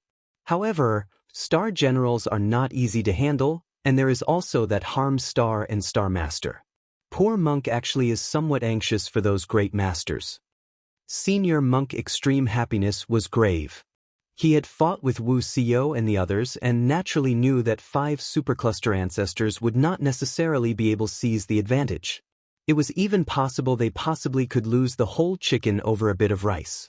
Aratha smiled in disagreement, bowing his head towards Great Master Still Void. This matter is thanks to Great Master Still Void. What do you mean? Senior Monk Extreme Happiness asked. The 5 great masters have carved their flesh to feed the hawk. Even if they cannot handle the star general, so long as the heavenly solitary star makes a move, she will lose the qualifications to succeed the holy monk's robe and bowl. Senior Monk Extreme Happiness Chan nature was not high. He clearly did not understand. What this sea of bitterness tests is a hardship.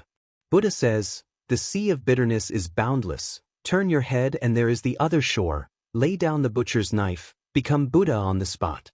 Since we have ferried across the sea of bitterness, if in the sea of bitterness one takes up angry karma, they will not have the qualifications. Yellow-browed boy, what poor monk says must be. Aratha laughed aloud. That boy indifferently answered. Precisely. Senior Monk Extreme Happiness struck his palm, then wiped his cold sweat in passing. Wonderful, truly wonderful. He originally had thought to seize the sea of bitterness as a chance to fight Su Xing. Fortunately, he knew he was not an opponent. Otherwise, he would have made a serious mistake. This is but what Great Master Still Void inadvertently leaked.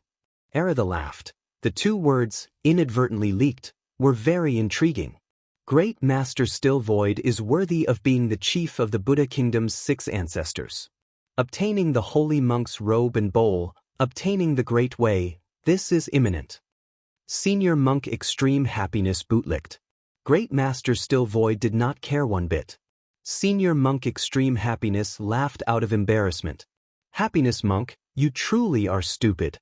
Have you not seen that Great Master Still Void has borrowed a blade to kill someone, out of not wishing to stain his own karma? Your boot-licking has licked his ass instead.